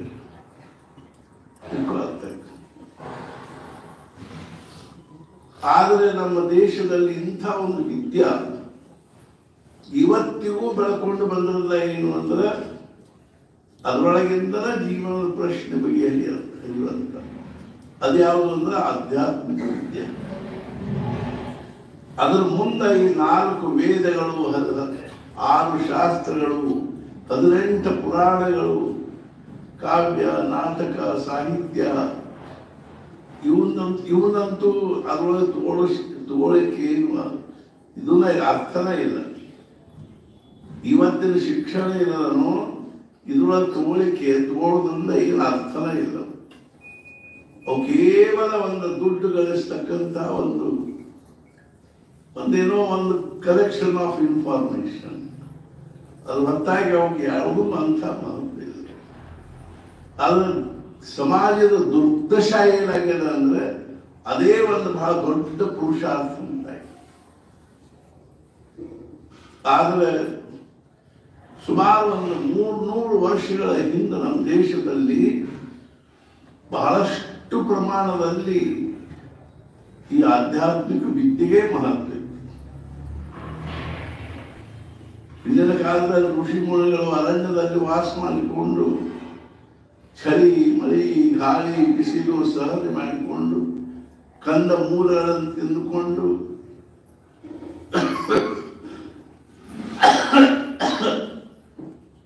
ಇಡೀ ವಿಶ್ವದ ವಿಚಾರ ಮಾಡಿ ಜಗತ್ತಿಂದು ಇದಕ್ಕ ಆಧಾರ ಏನದು? ಈಶ್ವರ, ಜೀವ ಮತ್ತು ಜಗತ್ತು. ಇವರಿಗೆ ವಿಚಾರ ಮಾಡಿ ಜೀವನದಲ್ಲಿ ಅವ್ರೇನಾದ್ರು ಒಂದು ಶಾಂತ ಸಮಾಧಾನ. ಆಮೇಲೆ ಬಂದಿರತಕ್ಕಂಥ ಅನೇಕ ಸಾಧು ಸತ್ಪುರುಷರು ಸಹಿತ ಅದೇ ಮಾರ್ಗವನ್ನು ಅನುಸರಿಸಿ ಅವರು ಸಹಿತ ಜೀವನದಲ್ಲಿ ಪರಮ ಶಾಂತಿಯನ್ನು ಅನುಭವಿಸಿ. ಮಹಾರಾಜ ಹೇಳ್ತಿದ್ರು, ಒಂದು ಸಮಾಜದ ಒಂದು ದೊಡ್ಡದೊಂದು ಕಂಪನಿ ಅಥವಾ ಫ್ಯಾಕ್ಟರಿ ಆಯ್ತು ಅಂತ 10,000 ಗಟ್ಟಲೆ ಜನರಿಗೆ ಅಲ್ಲಿ ನೌಕರಿ ಕೊಟ್ಟು ಆದ್ರ 10,000 ಮಂದಿ ಪ್ರಪಂಚದ ಪ್ರಶ್ನೆ ಬಗೆಹರಿಯುವುದು. ದೊಡ್ಡ ಕಂಪನಿಯವ್ರ ನೌಕರಿ ಅದ, ಸಾವಿರಾರುಗಟ್ಟಲೆ ಸಂಬಳ ಪಗಾರದ ಅನ್ನೋ ಮಾತ್ರದಿಂದ ನಿತ್ಯ ಕೌಟುಂಬಿಕ ಜೀವನದಲ್ಲಿ ಪ್ರಶ್ನೆ ಬಗೆಹರಿದುವ, ತನ್ನ ವೈಯಕ್ತಿಕ ಜೀವನದ ಪ್ರಶ್ನೆ ಬಗೆಹರಿದುವ ಏನೂ ಇಲ್ಲ. ಆದ್ರೆ ಸಮಾಜದಲ್ಲಿ ಒಬ್ಬ ಸತ್ಪುರುಷ ಅವತಾರ ಮಾಡಿ ಬಂದ, ಜನ್ಮ ತಾಳಿ ಬಂದ ಅಂದ್ರೆ ಆ ಸಮಾಜದ ಪ್ರಶ್ನೆ ಬಗೆಯಿದೆ. ಮಹಾರಾಜ ಒಂದು ಸಮಾಜದ ಒಂದು ಶತಮಾನದಲ್ಲಿ ಒಬ್ಬ ಸತ್ಪುರುಷ ಹುಟ್ಟಿ ಬಂದ ಅಂದ್ರೆ ಶತಶತಮಾನಗಳವರೆಗೆ ಆ ಸಮಾಜ ಭಾಗ್ಯವಂತ ಅನಿಸುತ್ತೆ. ನಮಗಿದನ್ನು ಕಲ್ಪನಾ ಇಲ್ಲ ಅಷ್ಟು. ನಮ್ಗೆ ಎಷ್ಟರೇ ನಮಗ ಈ ಶಿಕ್ಷಣ, ಈ ಕಾಲೇಜು, ಇದು ಅದು ಯೂನಿವರ್ಸಿಟಿಗಳು ಇವುಗಳದ್ದು ಹುಚ್ಚಿಡಿದಿದೆ ಅಂದ್ರೆ ಏನೋ ಒಂದು 20,000, 50,000, 40,000, 50,000 ಪಗಾರದ ನೌಕರಿ ಹಿಡಿದಿವೆ ಅಂದ್ರೆ ಕೃತಾರ್ಥ ಆಗಿವೆ ಅಂತ ತಿಳ್ಕೊ. ಆಮೇಲೆ ಮುಂದೆ ಗೋಳಾಟೇನು ಆಯುಷ್ಯ ತುಂಬಾ ತಪ್ಪಾಗಿ. ದುಃಖಕ್ಕೇನು ಒಂದ ಎರಡ ಕಾರಣ ಏನು? ಭಗವಂತ ಮೊದಲು ಈ ಪ್ರಪಂಚದಲ್ಲಿ ದುಃಖದ ಬೀಜಗಳನ್ನು ಬಿತ್ತನೆ ಈ ಪ್ರಪಂಚದ ರಚನೆ ಮಾಡಿದ. ದುಃಖ, ಚಿಂತಿ, ಕಾಳಜಿ, ಹೆಂಗಾದಿಪ್ಪ ಅನ್ನೋ ಕಾಳಜಿ, ಹಿಂಗಾತಪ್ಪ ಅನ್ನೋ ಚಿಂತಿ, ಏನ್ ಮಾಡಲಿ ಅನ್ನೋ ಪ್ರಶ್ನೆ, ಎಲ್ಲಿ ಹೋಗಿ ಮುಟ್ಟೋದು ನಾವು ಅನ್ನೋ ಒಂದು ಊಹಾಪೋಹ ನಮ್ಮೆಲ್ಲರ ಜೀವನದೊಳಗೂ ತುಂಬಿದೆ. ಆದ್ರೆ ನಮ್ಮ ಭಾರತದ ಯಾವ ಒಂದು ಆಧ್ಯಾತ್ಮಿಕ ಸಾಧನೆ, ಶಾಸ್ತ್ರ ಸಾಧನೆ ಮತ್ತು ಅನುಭವದ ಇವತ್ತಿಲ್ಲ ನಾಳೆ, ಇನ್ನು 10 ವರ್ಷ ಇಲ್ಲ, 20 ವರ್ಷ ಅಥವಾ ಒಂದು 100 ವರ್ಷಕ್ಕಾದರೂ ಸಹಿತ ಇಡೀ ಜಗತ್ತಿಗೆ ಕಲ್ಪನಾ ಬರ್ತದೆ ಏನು ಅಂದ್ರೆ ಈ ಆಧ್ಯಾತ್ಮಿಕ ವಿಚಾರಗಳಿಂದ, ವಿಚಾರಗಳಿಂದಲೇ ಮನುಷ್ಯ ಜೀವನಕ್ಕೆ ನಿಜವಾದ ಶಾಂತಿ, ಸಮಾಧಾನ. ಅದನ್ನೇ ಹೇಳೋದಕ್ಕಾಗಿ ಸತ್ಪುರುಷರು ನಮ್ಮ ಭಾರತದಲ್ಲಿ ಪ್ರತಿಯೊಂದು ಪ್ರಾಂತಗಳಲ್ಲಿ, ಪ್ರತಿಯೊಂದು ಭಾಷೆಗಳಲ್ಲಿ ಹುಟ್ಟಿ ಬಂದಾರ. ಇದೆಲ್ಲ ನಮ್ಮ ಭಾರತದ ಬಹಳ ದೊಡ್ಡ ಹಿರಿಮೆ. ಅವರು ಚಂದ್ರನ ಮೇಲೆ ಹೋದ್ರು, ಇವರು ಮಂಗಳ ಮೇಲೆ ಹೋದ್ರು, ಅವರು ಉಪಗ್ರಹ ಬಿಟ್ಟರು. ಇದೆಲ್ಲ ಸುಮ್ಮನೆ ಸಿದ್ಧಿ ಭ್ರಮ ಇದೆ. ಅದರೊಳಗಿಂದ ಯಾರ ಪ್ರಪಂಚದೊಳಗಿನ ಪ್ರಶ್ನೆ ಬಗೆಹರಿದಿಲ್ಲ. ಅದು ಉಪಗ್ರಹ ಹೋಗಿ ಆ ಮಂಗಳದ ಮೇಲೆ ಕೂಡ್ಲಿ, ಚಂದ್ರನ ಮೇಲೆ ಕೂಡ್ಲಿ, ನಮ್ಮ ನಿತ್ಯ ಜೀವನದೊಳಗೆ ಪ್ರಶ್ನೆ ಏನ್ ಬಗೆಹರಿತಾವ? ಹುಳ ಅವು ಅಂದ್ಬಿಡ್ತೀವಿ.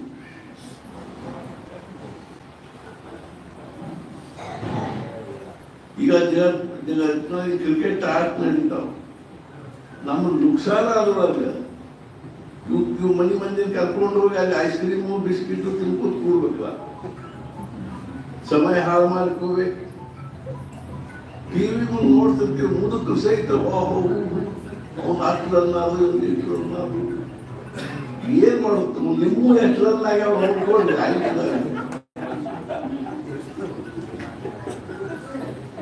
ಎಷ್ಟು ಸಬ್ ಹಿಪ್ನೋಟೈಸೇಷನ್ ಆಗಿದೆ.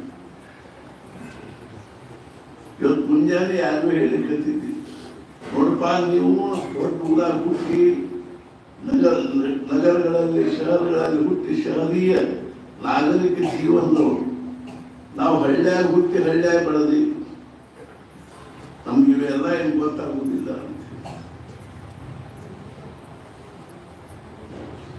ನಮ್ಮ ಜೀವನದ ಪ್ರಶ್ನೆ ಬಗೆಹರಿತವ ಹೆಂಗೆ? ನಮ್ಗೆ ಅರ್ಥ ಆತೇನು, ಸಮಾಧಾನ ಆತೇನು? ನಮಗೆ ನಾವು ಪ್ರಶ್ನೆ ಕೇಳ್ಬೋದು.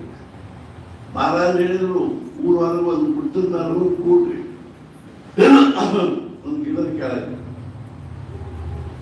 ಶಾಂತವಾಗಿ ಕೂತ್ಕೊಂಡು ವಿಚಾರ ಮಾಡಿ. ನನಗೆ ಈಗ 65 ವರ್ಷ. ನಾನು ಸಣ್ಣವಿದ್ದಾಗಿದ್ದು ನನಗೆ ತಿಳುವಳಿಕೆ ಕೊಡೋ ತನಕ ನಮ್ಮ ಮನ್ಯಾಗಿನ ಅಮ್ಮ ಅಪ್ಪಗಳು ನಾನು 2.5 ವರ್ಷಕ್ಕನ ಸಾಲಿ ಕಳಿಸಿದ್ರು. ಈಗ 2.5-3 ವರ್ಷಕ್ಕೆ ಸಾಲಿ. ಉಸಿರು ಹಣೆ ಬರ ನೋಡ್ರಿ. ಇನ್ನೊಂದು ವರ್ಷ ಒಪ್ಪತ್ತು ಆಟ ಆಡ್ಕೊಂಡಿರ್ಬಾರ್ದ. ಇದು ಸುರುನ ಇವರು 2 ತಿಂಗಳಾಗಿರಲಿಲ್ಲ ಅನುಮೂತ ಮಾಡಿ.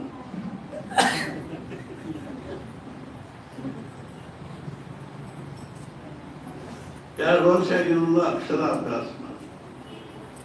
ನಮ್ದು 6ನೇ ವರ್ಷಕ್ಕೆ ಸಾರಿಗೆ ಹೋದ್ರು ನಾವು ಬಂದಿದ್ದೆ.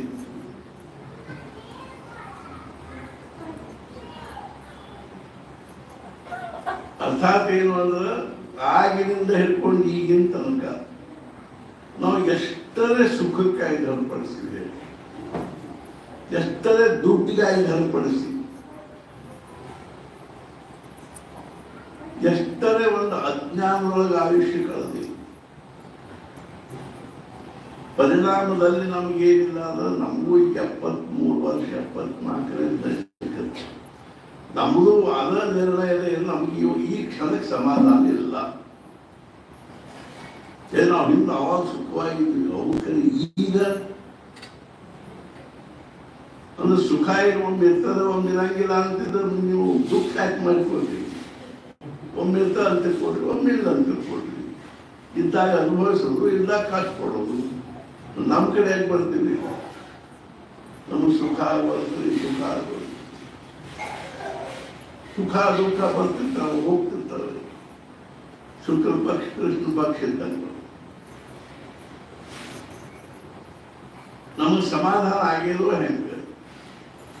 ಸಮಾಧಾನ ಆಗಿದ್ದು ನಮ್ಮ ಜೀವನದೊಳಗೆ ಎಲ್ಲ ಇತಿ ಕರ್ತವ್ಯ ಅಂತ ನಾ ಮಾಡ್ಬೇಕಾದ್ದೆಲ್ಲ ಮುಗಿದ್ಪ, ಇನ್ನೇನು ಮಾಡಬೇಕಾದಿಲ್ಲ. ಪ್ರವಚನದೊಳಗೆ ಒಂದು 100 ಸಲ ಬಂತು, ಒಂದು 30-40 ಸಲ ಬಂದ ಪ್ರವಚನ ತೆಗೆದು. ನನಗೆ ಈ ಪ್ರಪಂಚದಲ್ಲಿ ಈ ಕ್ಷಣದಿಂದ ಮಾಡುವುದೇನು ಉಳಿದಿರುವುದಿಲ್ಲ ಅಂತ ಈ ರೀತಿಯಾಗಿ ಯಾರಿಗೆ ಅನಿಸುತ್ತದೆಯೋ ಅವನು ಜೀವನ್ ಮುಕ್ತನೆಂದು ತಿಳಿಯಬೇಕು. ಅದನ್ನು ಹೇಳಿ, ಈ ಕ್ಷಣದಿಂದ ನನಗೆ ಈ ಪ್ರಪಂಚದಲ್ಲಿ ಮಾಡುವುದೇನು ಉಳಿದಿಲ್ಲ. ಮಗನ ಶಿಕ್ಷಣ ಉಳಿದಿಲ್ಲ, ಅವನ ಹಣೆ ಬರ. ಮಗನ ಮದುವೆ ಅದು ವಿಚಾರ ಉಳಿದಿಲ್ಲ, ಅದು ಅಕ್ಕಿ ಹಣೆ ಬರ. ಅದಕ್ಕೆ ಇತಿ ಕರ್ತವ್ಯತಾ ಭಾವ, ಕರ್ತವ್ಯ ಮುಗಿಸ್ಬಾರ. ಇಲ್ಲಿ ಹೆಬ್ಬಳ್ಳಿ ಬರ್ಬೇಕಾಗಿದ್ದು, ನಿಮ್ಮ ಮನೆಯಿಂದ ಹೊರಟ್ರಿ, ಹೆಬ್ಬಳ್ಳಿ ಬಂದ್ರಿ, ಗಾಡಿಯಾಗಿಂದ ಇಳಿದ್ರಿ, ಸ್ವಸ್ಥ ಬಂದು ಮಹಾರಾಜ ಪ್ರವಾಸ ಮುಗಿತಿಲ್ಲ. ನೀವು ಹೆಂಗ ನಾವು ಪ್ರಪಂಚದೊಳಗೆ ಎಲ್ಲಿ ಹೊಂತೀವೋ, ಯಾವ ಸುಖದ ಅನ್ವೇಷಣೆ ಮಾಡಿಕೊಟ್ಟು ಹೊಂತೀವೋ,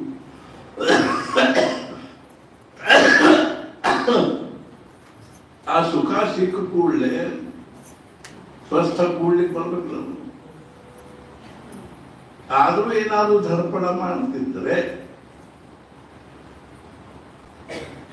ಅದಕ್ಕೊಂದು ಸ್ವರೂಪ ಏನು ಅಂದ್ರೆ 4 ಮಂದಿ ಸಲುವಾಗಿ 4 ಜನರಿಗೆ ಏನಾದ್ರು ಹಿತ ಆಗಲಿ ಅಂತ ಮಾಡ್ಲಿಕ್ಕಂತಿದೆ ಹೊರತು ನನ್ನ ವೈಯಕ್ತಿಕ ಸುಖಕ್ಕಾಗಿ ಅಂತ ಮಾಡ್ಲಿಕ್ಕಂತಿಲ್ಲ. ಹಿಂಗಾದ್ರೆ ಆಗ್ಬೇಕಿಲ್ಲ. ತುಕಾರಾಮ್ ಮಹಾರಾಜ್ ಹೇಳಿದ್ರು, ನಾವು ಈಗ ಕೇವಲ ಪರೋಪಕಾರಕ್ಕಾಗಿ ಮಾತ್ರ ಉಳಿದೀವಿ ಅಂತ. ಯಾಕೆ ಹೇಳಿಕತ್ತೀನಿ ಅಂದ್ರೆ ಇವತ್ತಿನ ನಾಳೆ ನಮ್ಮ ತಲೆಯಲ್ಲಿ ಬರಬೇಕಿದೆ. ಏನು ಅಂದ್ರೆ ಈ ಪ್ರಪಂಚದೊಳಗೆ ನಾನು ಎಷ್ಟು ಧರ್ಪಡಿಸಿದ್ರು, ಎಷ್ಟು ಹಗಲು ರಾತ್ರಿ ಈ ದುಡ್ಡಿನ ಸಲುವಾಗಿ ಪ್ರಪಂಚದಲ್ಲಿ ಸುಖದ ಸಲುವಾಗಿ ಧರ್ಪಡಿಸಿದ್ರೆ ಏನೇನು ಪ್ರಯೋಜನ ಇಲ್ಲ. ಇನ್ನೊಂದು ಯಾರೋ ಕೇಳಿದ್ರು ನಮ್ಮ ಅವ್ರು ಇದ್ದಾರಿಲ್ಲ, ಅವ್ರು ನಿನ್ನೆ ಕೇಳಿದ್ರು ನಮ್ಗೆ ಒಟ್ಟ ಕೂತು ಜಪ ಮಾಡ್ಲಿಕ್ಕೆ ಆಗುವುದು ನೋಡ್ರಿ, ಅಡ್ಡಾಡ್ಕೊತ ಮಾಡ್ತೀವಿ. ನಾವು ಹೇಳಿದ್ವಿ, ಡಾಕ್ಟರ್ ಬಂದು ಹೇಳಿದ್ರು, ಮುಂಚೆ ಗುಳಿಗೆ ಕೊಡ್ತಿದ್ರು ಆರಾಮ್ ಇರುತ್ತೆ ಅಂತಂದಾಗ 1-2 ದಿವಸ ಗುಳಿಗೆ ತಗೊಂಡ್ರಿ, ಆದ್ರೂ ಆರಾಮ ಆಗಲಿಲ್ಲ. ಅವಾಗ ಸಲೈನ್ ಹಚ್ಚಬೇಕು ನಿಮಗೆ 2 ಬಾಟ್ಲಿ ಅಂದ್ರು. ನಾ ಅಡ್ಡಾಡ್ಕೊತ ಸಲೈನ್ ತಗೋತೀನಿ ಅಂದ್ರೆ ಇದರ ಉದಾಹರಣೆ ಹೇಳಿದ್ದೆ. ನಾವು ಸಲೈನ್ ಹಚ್ಬೇಕಂದ್ರೆ ಎಲ್ಲ ಕೆಲಸ ಬಿಟ್ಟು ನಿಂತ್ಕೋಬೇಕಿಲ್ಲ. ನಾವು ಕೊಡ್ರಿ, ಬಾಟ್ಲಿ ಕೊಡ್ರಿ, ನಾನು ಯಾವ ಕೆಲಸ ಹೇಗೆ ಮಾಡ್ಬೇಕು ಹಂಗೆ ಮಾಡ್ಬೇಕಿಲ್ಲ ನಾವು. ದವಾಖಾನೆಗೆ ಹೋದ್ರೆ ಸುಮ್ಮನೆ ಮಾಡ್ಕೊಂಡಿದ್ದೆ ಅಂತ ಸ್ವಲ್ಪ ಅಡ್ಡಾಡಿ ಬರ್ತಿದ್ರೆ ಕೈ ಕಾಲು ಕಟ್ಟಿ ಹೋಗಿದ್ದಾರೆ. ಮತ್ತೆ ಜಪ ಮಾಡ್ಬೇಕಾದ್ರೆ ನಿಮ್ಗೆ ಯಾಕೆ ಹಿಂಗೆ ಆಗ್ತದೆ? ಸಲೈನ್ ಹಚ್ಬೇಕಾದ್ರೆ ಒಂದ್ ಕಡೆ ಸುಮ್ಮನೆ ಬಿದ್ದುಕೋಬೇಕು. 3 ತಾಸು ಸಲೈನ್ ಹಚ್ಚಿರ್ತಾರೆ. ಏನ್ ಮಾಡ್ತೀರಿ? ಆ ಬಾಟ್ಲಿ ಕಡೆ ನೋಡ್ಕೋತ ಒಂದ್ ಹನಿ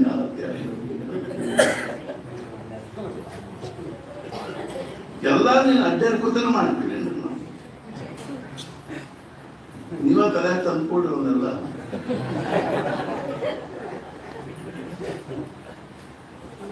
ಭಾಳ ಈಗಿನ ಒಂದು ಹೊಸ ಇದಕ್ಕೆ ಅನುಸಾರವಾಗಿ ಅಡ್ಡಾಡ್ಬಿಟ್ಟು ಊಟ ಮಾಡ್ತದ ಅದು ಇರ್ಕೋಲ್ತ. ನಾವು ಅಡ್ಡಾಡ್ಕೊತ ಅಡುಗೆ ಮಾಡ್ತೀವಿ ಅಂದ್ರೆ ಅಡಿಗೆಲ್ಲ ಹೊತ್ತಿಗೆ ಕಾಯ್ಬೇಕು. ಅಡಿಗೆ ಮುಂದಿನ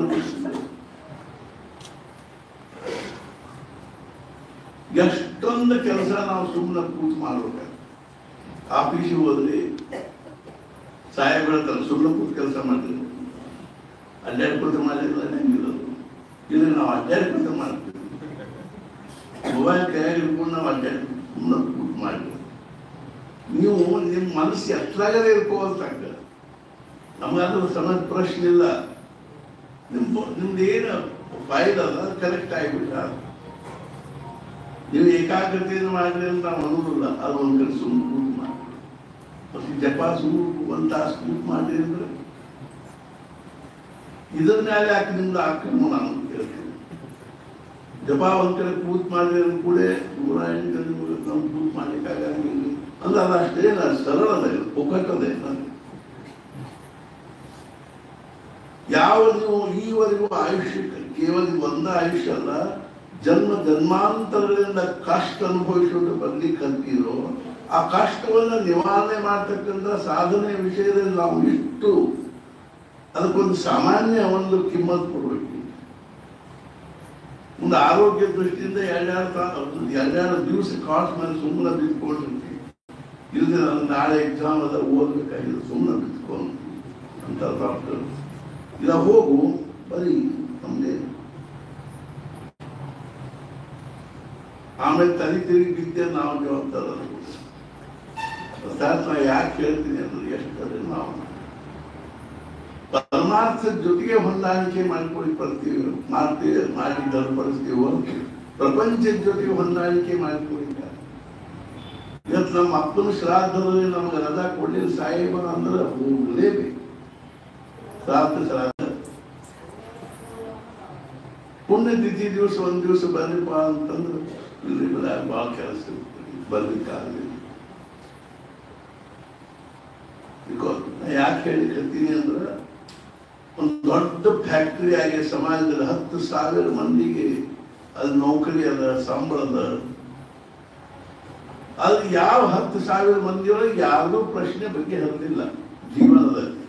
ಆಯ್ತಪ್ಪ ನಾವು ನೌಕರಿ ಹತ್ತು ಇನ್ನೇನು ಪ್ರಶ್ನೆ ಇಲ್ಲ ನೋಡ ನಾನು ಪ್ರಪಂಚದೊಳಗೆ ಅನ್ನುವಂತಾಗಿದೆ. 108 ಪ್ರಶ್ನೆ. ಜೀವನದ ಪ್ರಶ್ನೆ ಬಗ್ಗೆ ಎಲ್ಲಿ ಹರಿತಾವ ಅಂದ್ರೆ ಜೀವನ ನಿಜವಾದ ಅರ್ಥಗಳ ಬಗ್ಗೆ, ಆ ಜೀವನದ ವಾಸ್ತವಿಕತೆ ಏನದ ಅನ್ನೋ ತಿಳಿದಾಗನ ಜೀವನದ ಪ್ರಶ್ನೆ ಬಗ್ಗೆ ಹರಿತಾವ ಹೊರತು ಇಲ್ಲದ ಬಗ್ಗೆ ಹರಿಸಿ. ಅದಕ್ಕಾಗಿ ನಾವು ಏನ್ ಮಾಡಬೇಕು ಅಂದ್ರೆ ಯಾರ ಪ್ರಶ್ನೆಯನ್ನು ಬಗೆಹರಿಸಿಕೊಂಡು ಸ್ವಸ್ಥ ಆಗಿದಾರೋ ಅಂಥವ್ರಿಗೆ ಶರಣು. ನಮ್ಮ ಭಾರತದೊಂದು ಭಾಗ್ಯದ ಏನು ಅಂದ್ರೆ ಇಲ್ಲಿ ಅಂಥ ಒಂದು ಮಹಾನುಭಾವರು ಬ್ರಹ್ಮಜ್ಞಾನಿಗಳಲ್ಲಿ ಅಥವಾ ಸತ್ಪುರುಷರಲ್ಲಿ ಮ್ಯಾಲಿಂದ ಮೇಲೆ ಸಮಾಜದಲ್ಲಿ ಅವತಾರ ಮಾಡಿ ಹುಟ್ಟಿ ಬಂದು ನಮಗೆ ಎಷ್ಟೊಂದು ಸಮಸ್ಯೆಗಳನ್ನು ಎಷ್ಟೊಂದು ಪ್ರಶ್ನೆಗಳನ್ನು ಬಗೆಹರಿಸಿ ಎಷ್ಟು ಮನಸ್ಸಿದೆ. ಇವತ್ತು ನಾವು ನೋಡ್ತೀವಿ ಮಹಾರಾಜರ ಹೆಸರು ಹೇಳಿಕೊಂಡು ಬ್ರಹ್ಮಾನಂದ ಮಹಾರಾಜರ ಹೆಸರು ಹೇಳಿಕೊಂಡು ಲಕ್ಷಗಟ್ಟಲೆ ಜನರು ಜೀವನದಲ್ಲಿ ಸಮಾಧಾನ ಮಾಡ್ತಾರೆ. ಇದು ಯಾವ ಐನ್ಸ್ಟೈನ್ ನ್ಯೂಟನ್ ನೆನಪು ಮಾಡಿಕೊಂಡು ಹಾಕೋದಿಲ್ಲ. ಐನ್ಸ್ಟೈನ್ ಅಂತ ಜಪ ಮಾಡಿದ್ರೆ ಓಂ ಶ್ರೀ ಐನ್ಸ್ಟೈನ್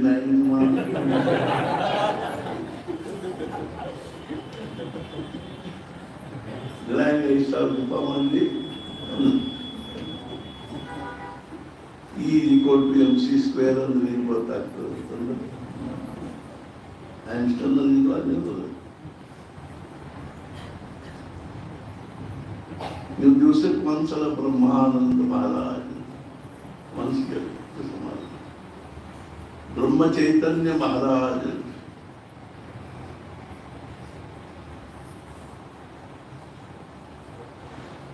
ಅಂತಃಕರಣ ತೆರಳಿದ್ದಾರೆ.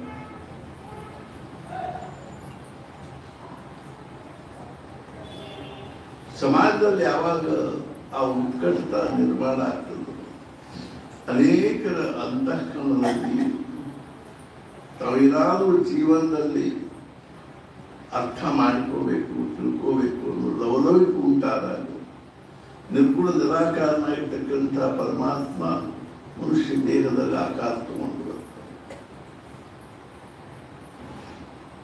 ಅದು ಯಾವ್ಯಾವ ಸಮಾಜಗಳು ಹಂಗೆ ಅವತಾರ ಅರ್ಥಾತ್ ಹುಟ್ಟಿ ಬರ್ತಾರೋ ಆ ಸಮಾಜದ ಒಂದು ಭಾಗ್ಯದ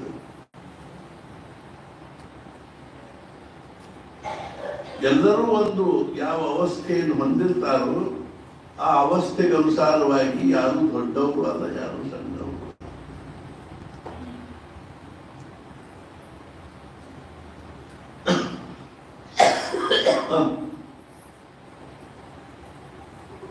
ಅರ್ಥಾತ್ ಏನು ಅಂದ್ರೆ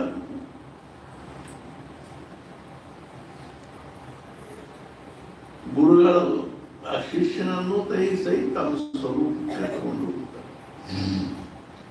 ಮಹಾರಾಜ್ ಹೇಳಿದ್ರು ಬ್ರಹ್ಮಾನಂದರ ಅಂತಃಕರಣದೊಳಗ ನಾನು ನನ್ನನ್ನ ನೋಡ್ತೀನಿ ಅಂತೇಳಿ. ಆದ್ರೆ ಅವರು ಅದಕ್ಕೆ ಅವರು ಸಮರ್ಥಿಲ್ಲ. ಅರ್ಥಾತ್ ಏನು ಅಂದ್ರೆ ಅದಕ್ಕೆ ಅವರು ಅನುಕೂಲ ಇರಬೇಕು, ಯೋಗ್ಯ ಇರಬೇಕು, ಬೇಕಿರ್ಬೇಕು. ಗುರುಗಳು ಅವತಾರ ಮಾಡಿ ಬರ್ತಾರೆ, ಸದ್ಗುರುಗಳು ಅವತಾರ ಮಾಡಿ ಬರ್ತಾರೆ. पण त्या तोडीचा शिष्य भेटणे कठीण, ಆ ಮಟ್ಟದ ಶಿಷ್ಯ ಸಿಗೋದು ಬಹಳ ಕಠಿಣ. ತುಕಾಮಾಯಿಗಳ ಮಟ್ಟದ ಶಿಷ್ಯರು ಮಹಾರಾಜರ, ಸಮರ್ಥ ರಾಮದಾಸ ಸ್ವಾಮಿಗಳ ಮಟ್ಟದ ಅಂದ್ರೆ ಅವ್ರು ಏನು ಮನಸ್ಸಿನಾಗ ಅದನ್ನು ಏನು ಹೇಳಬೇಕು ಅಂತದ, ಏನು ಕೇಳಬೇಕು, ಏನು ಅನುಭವಿಸಬೇಕು ಅನ್ನೋದು ಅವ್ರ ಮನಸ್ಸಿನಾಗ ಅದನ್ನು ತಿಳ್ಕೊಂಡು ಆ ರೀತಿಯಾಗಿ ತಮ್ಮನ್ನು ತಾನು ನಿರ್ಮಾಣ ಮಾಡಿಕೊಳ್ಳೋ ಯೋಗ್ಯತೆ ಇರ್ತಕ್ಕಂಥ ಶಿಷ್ಯರಾಗಬೇಕು. ಅದೇನು ಸಾಮಾನ್ಯ ಮಾತಲ್ಲ. ಒಮ್ಮೆ ನಾವು ಗೊಂದಾವಲಿಯಲ್ಲಿ ಕೆಲಸದ ರೂಮ್ನಾಗ ಕೂತಾಗ ಒಂದು ಚರ್ಚೆ ಅನ್ನೋದು ಮಹಾರಾಜರು ಹೇಳಿದರು. ಅಲ್ಲ, ಮಹಾರಾಜರ ಬಗ್ಗೆ ಬ್ರಹ್ಮಾನಂದರ ಬಗ್ಗೆ ಹೇಳಿದರು. ಅರ್ಥಾತ್ ಏನು ಅಂದ್ರೆ ಮಹಾರಾಜರ ಮಗ್ಗಲದಾಗ ಕೂತ್ರ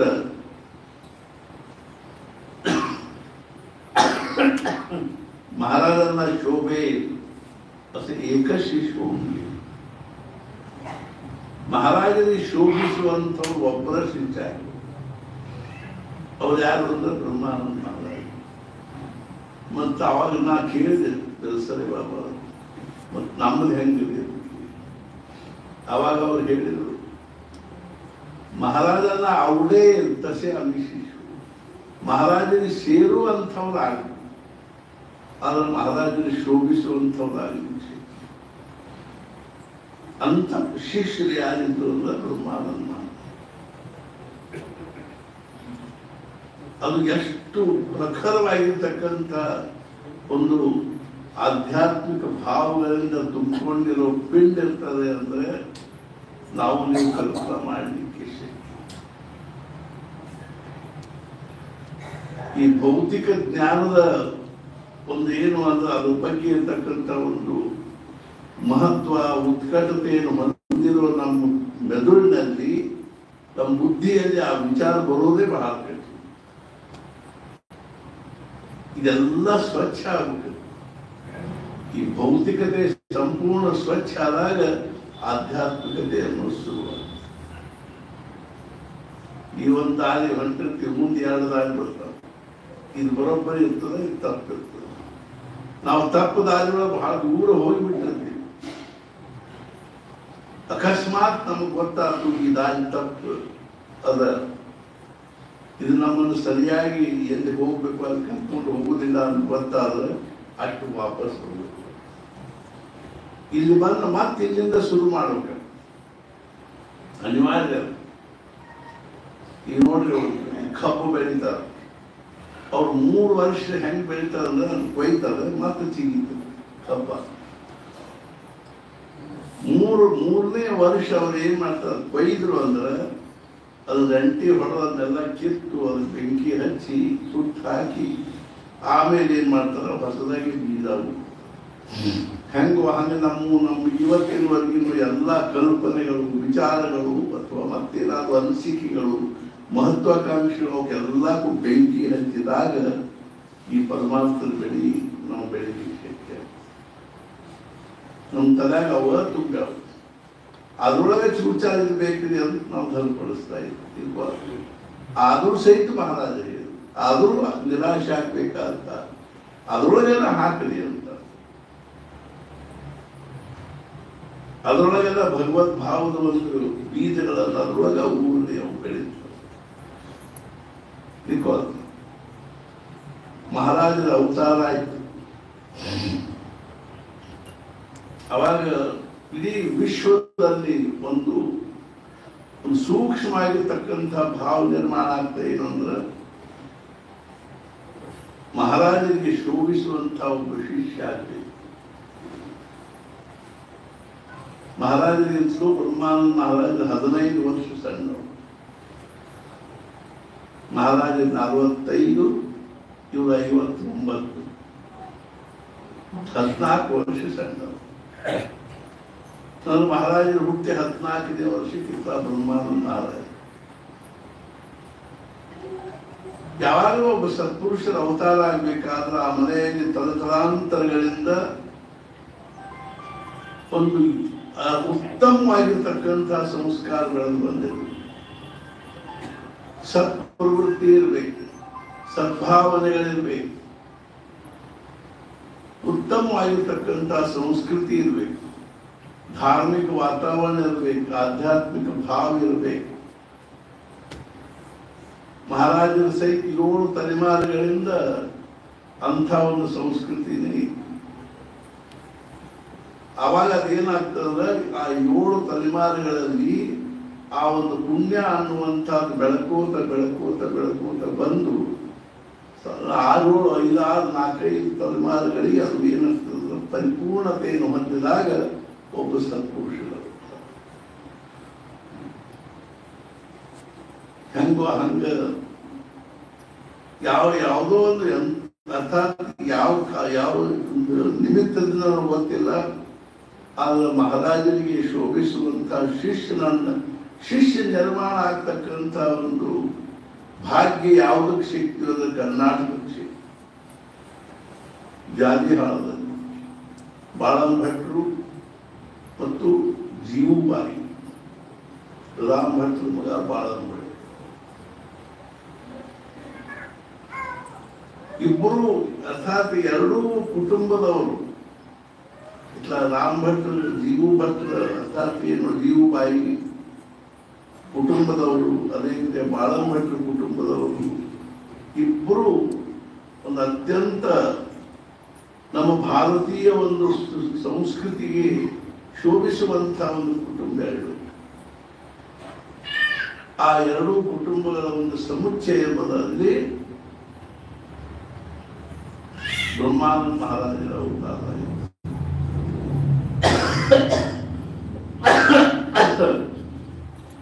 ಬಾಳಂ ಭಟ್ಟರು ನಿರಂತರವಾಗಿ ತಮ್ಮ ಜಪ ತಪ ಅನುಷ್ಠಾನ ಬ್ರಹ್ಮಯಜ್ಞ ವೈಷ್ಣುದೇವ ಭಗವಂತನಿಗೆ ನೈವೇದ್ಯ ಇತ್ಯಾದಿಗಳನ್ನು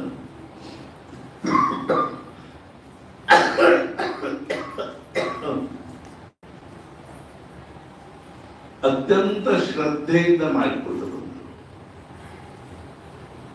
ರಾಮ್ ಭಟ್ರು ಸಹಿತ ಬಹಳ ದೊಡ್ಡ ಜ್ಯೋತಿಷಿಯಾಗಿ ವೈದಿಕರಾಗಿದ್ದರು. ಬಾಳಂ ಭಟ್ರು ಸಹಿತ ವೈದಿಕ ವೃತ್ತಿಯಲ್ಲಿದ್ದರು. ಇವರಿಬ್ಬರು ಅತ್ಯಂತ ಸತ್ಶೀಲರಾಗಿರುವಾಗ ಬಾಳಂ ಭಟ್ರ ಮನುಷ್ಯನಲ್ಲಿ ಏನ್ ಬಂತು ಅಂದ್ರೆ, ತಾವು ಅನಂತರ ವೃತ್ತ ಮಾಡಬೇಕು, ಅವರು ಅನಂತನ ವೃತ್ತ ಮಾಡಲಿಕ್ಕೆ ಶುರು ಮಾಡಿದರು. 2-3-4-5 ವರ್ಷಗಳಲ್ಲಿ 2-3 ವರ್ಷಗಳಲ್ಲಿ ಅನಂತನ ವೃತ್ತ ಮಾಡಿ ಒಂದು ದಿವಸ ಅನಂತನ ವೃತ್ತ ಇದ್ದಾಗನೇ ಅವರು ಊರಲ್ಲಿರೋ ಊರು ಬಂದಿರೋ ಬಾವಿ ಸ್ನಾನಕ್ಕೆ ಹೋದಾಗ ಅವ್ರಿಗೆ ಅಲ್ಲಿ ಅನಂತನ ಧಾರ ಸಿಕ್ತು. ಧಾರ ಸಿಕ್ಕ ಕೂಡಲೇ ಅವ್ರಿಗೆ ಬಹಳ ಸಂತೋಷ ಆಯಿತು. ಭಗವಂತನ ಆಶೀರ್ವಾದ ಅನ್ನೋ ಭಾವದಿಂದ ಅದು ಮನೆ ತಗೊಂಡು ರಾಮ ಭಟ್ರು ತೋರಿಸಿರ್ತಾನೆ. ಅವರಂದ್ರು ಬಾಳಂ ಭಟ್ಟ, ನಿನ್ನ ಮ್ಯಾಲ ಭಗವಂತನ ಅನುಗ್ರಹ ಆಗಿಪ್ಪ, ಮಾತಾಡ ನಿನ್ನ ಹೊಟ್ಟೆಯಲ್ಲೇ ಇರೋದಲ್ಲ ಪರಮಾತ್ಮ ಅಂಶ ಭಾವದಿಂದ ಅವತಾರ ಮಾಡಿದಂತ ಅವನ ಅನುಗ್ರಹ ಅಂತ ಹೇಳಿದಾಗ ಬಾಳಂ ಭಟ್ರಿಗೆ ಬಹಳ ಸಂತೋಷ. ಮುಂದೆ ಕ್ರಮೇಣ ಕೆಲವು ದಿವಸಗಳಲ್ಲಿ ಜೀವಬಾಯಿ ಗರ್ಭಧಾರಣೆ. ಸಾಮಾನ್ಯವಾಗಿ ಮಧ್ಯಮ ವರ್ಗದ ಪ್ರಾಪಂಚಿಕ ಜನರಾದ್ದರಿಂದ ಆ ಒಂದು ತಮ್ಮ ಕುಟುಂಬದ ಪರಿಸ್ಥಿತಿ ಅಥವಾ ಒಂದು ಇದಕ್ಕನುಸಾರವಾಗಿ ತಾವು ಮಾಡಬೇಕಾಗಿರುವ ಎಲ್ಲ ಕರ್ಮಗಳನ್ನು ಮಾಡ್ತಾ ಇದ್ದಾರೆ. ಒಂದ್ಸಲ ನಾವು ಇಲ್ಲಿ ಸೀಮಾ ಮಸೂದಿ ಅಂತ ಒಬ್ಬರು MLA ಇದ್ರು. ಅವರು ಒಂದು 100 ಈ ಬಾಣಂತಿಯರಿಗೆ ಉಡಿ ತುಂಬೋ ಕೆಲಸ ಇಟ್ಕೊಂಡು ಕಾರ್ಯಕ್ರಮ ನಮ್ಮನ್ನು ಕರೆಸಿದ್ರು. ನಾವು ಹೋಗಿದ್ವಿ. ಅವಾಗಲ್ಲೇ ವೈದ್ಯಕೀಯ ಕ್ಷೇತ್ರದಿಂದ ಡಾಕ್ಟರ್ಗಳು ಬಂದಿದ್ದರು, ಮೆಡಿಕಲ್ ಕ್ಷೇತ್ರದಿಂದ ಫೀಲ್ಡ್ನಿಂದ, ರಾಜಕೀಯ ಕ್ಷೇತ್ರದಿಂದಲೂ ಅಧಿಕಾರಿಗಳು ಬಂದಿದ್ದರು. ನಾನು ಹೋಗಿದ್ದೆ. ಅದೆಲ್ಲರಿಗೂ ಸೀದಿ ಬ್ಲೌಸ್ ಪೀಸು ಅದೆಲ್ಲ ಕೊಟ್ಟು ಇದನ್ನು ಮಾಡಿ ಆರತಿ ಮಾಡಿ ಆಮೇಲೆ ಅವರು ಮೆಡಿಕಲ್ ಫೀಲ್ಡ್ನವ್ರು ಹೇಳಿದ್ರು, ನಾವು ಇವರಿಗೆ ಅದರ ಮುಸಲ್ಮಾನರಿದ್ರು, ಹರಿಜನರಿದ್ರು, ಕ್ರಿಶ್ಚಿಯನ್ರಿದ್ರು, ಎಲ್ಲರೂ ನಾವು ಇವರಿಗೆ ಯಾವುದೇ ಪ್ರಕಾರವಾಗಿರ್ತಕ್ಕಂಥ ಔಷಧಗಳನ್ನು ಕಡಿಮೆ ಬೆಲೆಯಲ್ಲಿ ಇವರಿಗೆ ನಾವು ಒದಗಿಸ್ತೀವಿ. ಆಮೇಲೆ ಇವರು ಹೇಳಿದ್ರು ಡಾಕ್ಟರು, ಅದೇ ರೀತಿಯಾಗಿ ನಾವು ಅಲ್ಲ ಆ ಸರ್ಕಾರಿ ಇವರು ಹೇಳಿದ್ರು ಅಧಿಕಾರಿಗಳು, ನಾವಿವ್ರಿಗೆ ಯಾವಾಗ ಬೇಕು ಅವಾಗ ಆಂಬ್ಯುಲೆನ್ಸ್ ಕಳಿಸ್ತೀವಿ ಮತ್ತು ಇವ್ರಿಗೆ ಅನುಕೂಲತೆ ಮಾಡಿಕೊಡ್ತೀವಿ. ಆಮೇಲೆ ನಮಗೆ ಇನ್ನೊಂದೆರಡು ಮಾತು ಹೇಳಿ ನಾನು ಹೇಳಿದೆ ಅವಾಗ, ಇವರಿಬ್ಬರು ತಮ್ಮ ತಮ್ಮ ಕ್ಷೇತ್ರಕ್ಕನುಸಾರವಾಗಿ ಮಾತಾಡಿದರು. ನಾನು ನನ್ನ ಕ್ಷೇತ್ರಕ್ಕನುಸಾರವಾಗಿ ಮಾತಾಡಬೇಕು ಅಂದರೆ ನೀವೆಲ್ಲರೂ ಒಂದು ಜೀವವನ್ನು ನಿಮ್ಮ ಗರ್ಭದಲ್ಲಿ ಧಾರಣೆ ಮಾಡಿದೆ. ಆದ್ರೆ ಏನಿದೆ ಅಂದ್ರೆ ಇದಕ್ಕೆ ಆಹಾರ, ಆ ಒಳಗಿರ್ತಕ್ಕಂಥ ಇನ್ನೊಂದು ಪಿಂಡದನೋ ಅಥವಾ ಏನು ಶಿಶು ಅದನೋ ಅದಕ್ಕೆ ಆಹಾರನೂ ನೀವೇ ಒದಗಿಸೋದಿರ್ತದೆ, ವಿಚಾರನೂ ನೀವೇ ಒದಗಿಸೋದಿರ್ತದೆ, ಸಂಸ್ಕಾರನೂ ನೀವೇ ಒದಗಿಸೋದಿರ್ತದೆ, ತಾಯಂದ್ರೆ ಒದಗಿಸ. ಆದ್ದರಿಂದ ಆ ಹುಟ್ಟು ಬರೋ ಮಗು ಏನದನು ಅದು ಒಳ್ಳೆ ಉತ್ತಮ ಸಂಸ್ಕಾರ, ಉತ್ತಮ ಸ್ವಭಾವ, ಉತ್ತಮ ಪ್ರವೃತ್ತಿ ಉಳ್ಳದ್ದಾಗಬೇಕು ಅಂದ್ರೆ ಅದು ಬಹಳ ದೊಡ್ಡ ಜವಾಬ್ದಾರಿ ನಿಮ್ಮ ಕೈಯಾಗಿ. ಏನ್ ಮಾಡಬೇಕು ಅಂದ್ರೆ ನೀವು ಅವಾಗ ಸಾತ್ವಿಕ ಆಹಾರ ಸೇವನೆ ಮಾಡಬೇಕು. ಈಗ ನೀವು ಉಂಡದ್ದ ಕೂಸಿಗೆ ಹೋಗ್ತದೆ, ಆದ್ರಿಂದ ನೀವು ಈಗೇನದ ಸಾತ್ವಿಕ ಆಹಾರ ಸೇವನೆ ಮಾಡಿ ಆ ಕೂಸಿಗೂ ಹಿತಾಗುವಂತಹದ್ದು ನಿಮಗೂ ಹಿತಾಗುವುದು. ಅದೇ ರೀತಿಯಾಗಿ ನೀವು ಸಾತ್ವಿಕ ವಾತಾವರಣದಲ್ಲಿ ಪ್ರಯತ್ನ ಮಾಡಿ. ಅರ್ಥಾತ್ ಏನು ಅಂದ್ರೆ ಯಾವಾಗಲೂ ಮೊಬೈಲ್ ಹಿಡ್ಕೊಂಡು ಏನಾದ್ರು ಹುಡುಗಾಟಿ ಚಾಟಿ ಇಟ್ಕೊತಿರ್ಬಾರ್ದು. ಟಿವಿ ಹಚ್ಕೊಂಡು ಅದು ಎಂತೆಂಥವು ನೋಡ್ಕೋತ ಇರಬಾರ್ದು. ಮತ್ತು ವಿಚಾರ ಮಾಡೋದು ಸಹಿತ ಸಾತ್ವಿಕ ವಿಚಾರ ಮಾಡಬೇಕು. ಮತ್ತು ನೀವು ಯಾವಾಗಲೂ ನಿಮ್ಮ ಧರ್ಮ ಗ್ರಂಥಗಳನ್ನ ಪಠಣ ಮಾಡಬೇಕು. ಅರ್ಥಾತ್ ನಿಮ್ದೇನು ಬೈಬಲ್ಲು, ನಿಮ್ಮ ಕುರಾನು ಅದನ್ನ ಓದ್ಕೊತಿರ್ಬೇಕು. ಅಂಥ ಇಂಥ ಪುಸ್ತಕಗಳನ್ನು ಓದಬಾರ್ದು. ಮತ್ತು ಮುಖ್ಯವಾಗಿ ಏನು ಅಂದ್ರೆ ಆ ಕೂಸು ಹುಟ್ಟಿದ ಮೇಲೆ ಶಕ್ಯದಷ್ಟು ಮಟ್ಟಿಗೆ ಆ ಕೂಸನ್ನು ಏಕಾಂತದಲ್ಲಿ ಇಟ್ಕೊಂಡು ಮತ್ತು ಕತ್ತಲೆಯಲ್ಲಿ ಆ ಕೂಸಿನ ಕಣ್ಣು ಮೇಲೆ ಬೆಳಕು ಬೀಳಬಾರ್ದು. ಅದನ್ನ ಆ ಕೂಸಿನ ಕಣ್ಣು ಏನಾಗ್ತಾವ ಅಂದ್ರೆ ಮಂದಾಗ್ತದೆ. ಅದೇ ರೀತಿಯಾಗಿ ಕೂಸಿನ ಕಿವಿ ಮ್ಯಾಲ ಶಬ್ದ ಬೀಳಬಾರ್ದು. ಕೂಸಿನ ಕಿವಿ ಮ್ಯಾಲ 3 ತಿಂಗಳ ತನಕ ಶಬ್ದ ಬಿದ್ದರೆ ಆ ಕೂಸು ವಾಚಾರ್ಯ ಆಗ್ತದೆ. 3 ತಿಂಗಳ ಆ ಕೂಸಿನ ಕಿವಿ ಮ್ಯಾಲ ಶಬ್ದ ಬೀಳಲಿಲ್ಲ ಅಂದ್ರೆ ಆ ಕೂಸು ಚಿಂತನಶೀಲ, ಅದರಲ್ಲಿ ಸದ್ವಿಚಾರವುಳ್ಳದ್ದಾಗ್ತದೆ ಮತ್ತು ಪ್ರಗಲ್ಭ ವಿಚಾರವುಳ್ಳದ್ದಾಗ್ತದೆ ಅಂತ ಹೇಳಿದ ಬಳಕೆ ಅವ್ರಿಗೆಲ್ಲರಿಗೂ ಬಹಳ ಸಂತೋಷ ಆಯ್ತು. ಎಲ್ಲರೂ ಆಮೇಲೆ ಹೇಳಿದ್ರು, ನೀವು ಹೇಳಿದ್ದು ಬಹಳ ಕಮ್ಮಿ, ನಾ ಹೇಳಿದ್ದು ಹಂಗ ಕರ್ತವ್ಯದ ಮಾಡಬೇಕಾಗ್ತದೆ ತಿಳ್ಕೊಳ್ತಾರೆ. ಹೆಂಗೋ ಹಂಗ ಅರ್ಥಾತ್ ಏನು ಅಂತಂದ್ರೆ ಜೀವಪಾಯಿ ಯಾವಾಗಲೂ ಒಳ್ಳೆ ಒಂದು ಕಾರ್ಯದಲ್ಲಿ ತೊಡಗಿದ್ರು, ಒಳ್ಳೆ ವಿಚಾರ, ಒಳ್ಳೆ ಒಂದು ಮಾತು ಕಥೆ, ದಿನ ಇಲ್ಲ ಏನಾದರೂ ಒಂದು ಆಧ್ಯಾತ್ಮಿಕ ಶ್ರವಣ ಮಾಡುವುದು ಇತ್ಯಾದಿಗಳನ್ನು ಮಾಡ್ತಾ, ಅರ್ಥಾತ್ ಗರ್ಭಧಾರಣೆಯ ಕಾಲದಲ್ಲಿ ಮಾಡಬೇಕಾಗಿರುವ ವೈದಿಕ ಸಂಸ್ಕಾರಗಳನ್ನು ರಾಮ್ ಭಟ್ರು ವ್ಯವಸ್ಥಿತವಾಗಿ ಮಾಡ್ತಾ ಇದ್ರು. ಈ ರೀತಿಯಾಗಿ 9 ತಿಂಗಳು ತುಂಬಿದ್ರು. ಆವಾಗ ಮನೆಯಲ್ಲಿ ಎಲ್ಲರಿಗೂ ಒಂದು ಉತ್ಸಾಹ. ಆವಾಗ ಜೀವಬಾಯಿಯವರಿಗೆ ಮಾಘ ವದ್ಯ ದಶಮಿ ಗುರುವಾರ ಅರ್ಥಾತ್ ದಿವಸ 27/9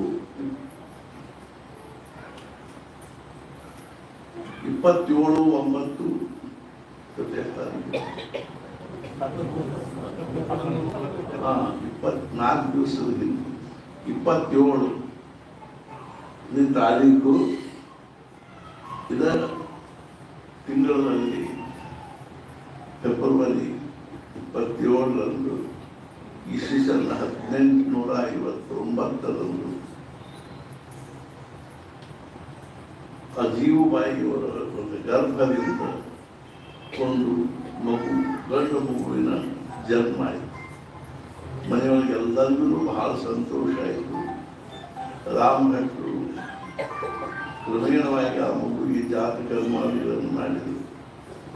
ಅಂಥ ಒಂದು ಕರ್ನಾಟಕದಲ್ಲಿ ಒಂದು ಅತ್ಯಂತ ಆಧ್ಯಾತ್ಮಿಕ ಭಾವಗಳ ಪುನರುಜ್ಜೀವನ ಮಾಡ್ತಕ್ಕಂಥ ಆ ಒಂದು ದಿವ್ಯ ಶಕ್ತಿ ಮಗುವಿನ ರೂಪದಲ್ಲಿ ಅವತಾರ ಮಾಡಿರುವಂಥದ್ದು. ಇದು ನಮ್ಮ ಕರ್ನಾಟಕದವರ ಭಾಗ್ಯ. ನಾವು ಇಂದು ಅವರ ಅವತಾರ ಆಗಿ 160 ವರ್ಷಗಳ ಇಂಥ ಒಂದು ದಿವ್ಯ ಒಂದು ಅರ್ಥಾತ್ ಏನು ಒಂದು ಆತ್ಮ ಅದನ್ನು ಅದು ಮುಂದೆ ಕ್ರಮೇಣವಾಗಿ ಮಹಾರಾಜರು ಎಲ್ಲರಿಗೂ ಕೊಡಬೇಕು. ಮಹಾರಾಜರ ಒಂದು ಅನುಗ್ರಹ ಪಾತ್ರರಾಗಿ ಕರ್ನಾಟಕದಲ್ಲಿ ಎಂಥ ದೊಡ್ಡ ಪ್ರಮಾಣದಲ್ಲಿ ನಾಮಸ್ಮರಣೆ ಕ್ರಾಂತಿ ಮಾಡಿದ್ರು ಅಂದರೆ ನಾವು ಇವತ್ತಿಗೂ ಅವರ ಒಂದು ಪ್ರಭಾವದಿಂದಲೇ ಏನಾದರೂ ನಾಮಸ್ಮರಣೆ ಮಾಡ್ತಾ ಇರೋದು. ಅಂಥ ಮಗುವಿನ ಜನ್ಮ ಆಯಿತು. ನಮ್ಮ ಸಂಪ್ರದಾಯದಲ್ಲಿ ಮಹಾರಾಜರ ಗುರು ಪರಂಪರೆಯಲ್ಲಿ ಅಂಥ ಒಂದು ದೊಡ್ಡ ದಿವ್ಯ ತೇಜಸ್ಸು ಅವತಾರ ಮಾಡಿ ಬಂದದ್ದಕ್ಕಾಗಿ ನಾವು ಸಹಿತ ಮಹಾರಾಜರ ಸಾನ್ನಿಧ್ಯದಲ್ಲಿ ಆ ಪರಮ ಪೂಜ್ಯರಾಗಿರ್ತಕ್ಕಂಥ ಬ್ರಹ್ಮಾನಂದ ಮಹಾರಾಜರ ಅರ್ಥಾತ್ ಏನು ಒಂದು ಜನ್ಮೋತ್ಸವವನ್ನು ಆಚರಿಸ್ತಾ ಇದ್ದೀವಿ. ಕಳೆದ 42 ವರ್ಷಗಳಿಂದ ಅವರ ಜನ್ಮೋತ್ಸವ ಆಚರಿಸ್ತಾ ಇದ್ದೀವಿ. ಅಂಥ ಬ್ರಹ್ಮಾನಂದ ಮಹಾರಾಜರು ನಮಗೆಲ್ಲರಿಗೂ ಆಶೀರ್ವದಿಸಲಿ, ಅನುಗ್ರಹಿಸಲಿ ಪ್ರಾರ್ಥನೆ ಮಾಡ್ತಾ ಈಗ ನಾವೆಲ್ಲರೂ ರಘುಪತಿ ರಾಘವ ರಾಜ 2 ನಿಮಿಷ ಅಂದು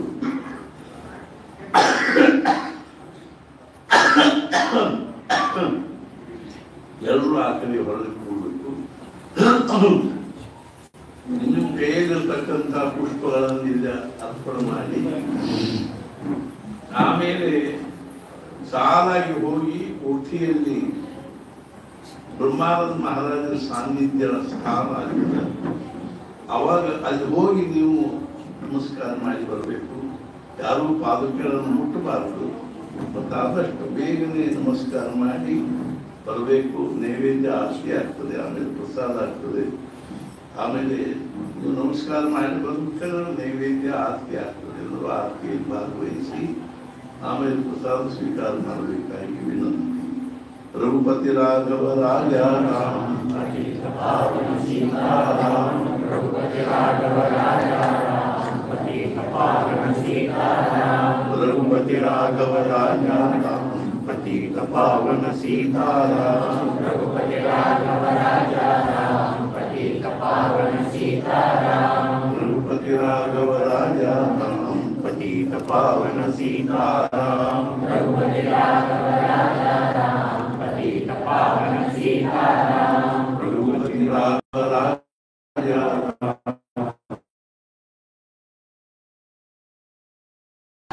राम पतित पावन रघुपति राघव राजा राम पतित पावन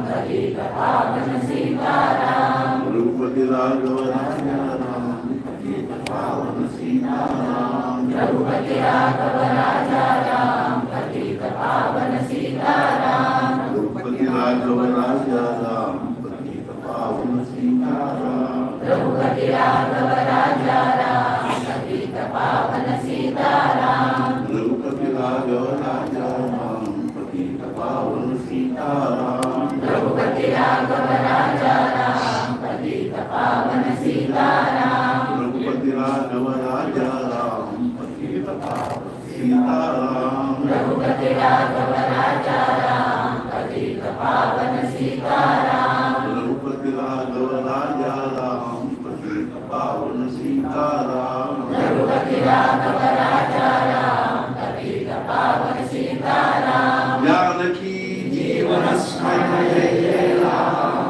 श्री अनंत कोटि ब्रह्मांड राजा सद्गुरु श्री ब्रह्मदेव महाराज की जय सद्गुरु श्री ब्रह्मानंद महाराज की जय जय जय रघुवीर समर्थ रघुपति राघव राजा राम पतित पावन सीताराम रघुपति राघव राजा राम पतित पावन सीताराम रघुपति राघव राजा राम पतित पावन सीताराम रघुपति राघव राजा राम पतित पावन सीताराम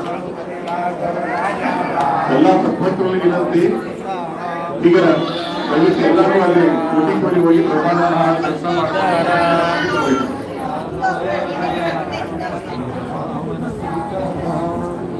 ಎಲ್ಲರೂ ಅಲ್ಲಿ ಕೋಟಿ ಕೋಲಿಗೆ ಹೋಗಿ ಬ್ರಹ್ಮಾಂಡ ಮಹಾರಾಜ ದರ್ಶನ ತಗೊಂಡು ನಮಸ್ಕಾರ ಮಾಡಿ ಬರ್ಬೇಕು रघुपति राघव राजा राम पतित पावन सीताराम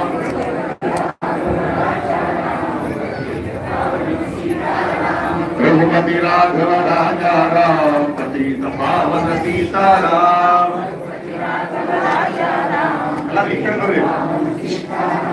रघुपति राघव राजा राम पतित पावन सीताराम ಎಲ್ಲರೂ ಬ್ರಹ್ಮಾಂಡ पतित पावन सीताराम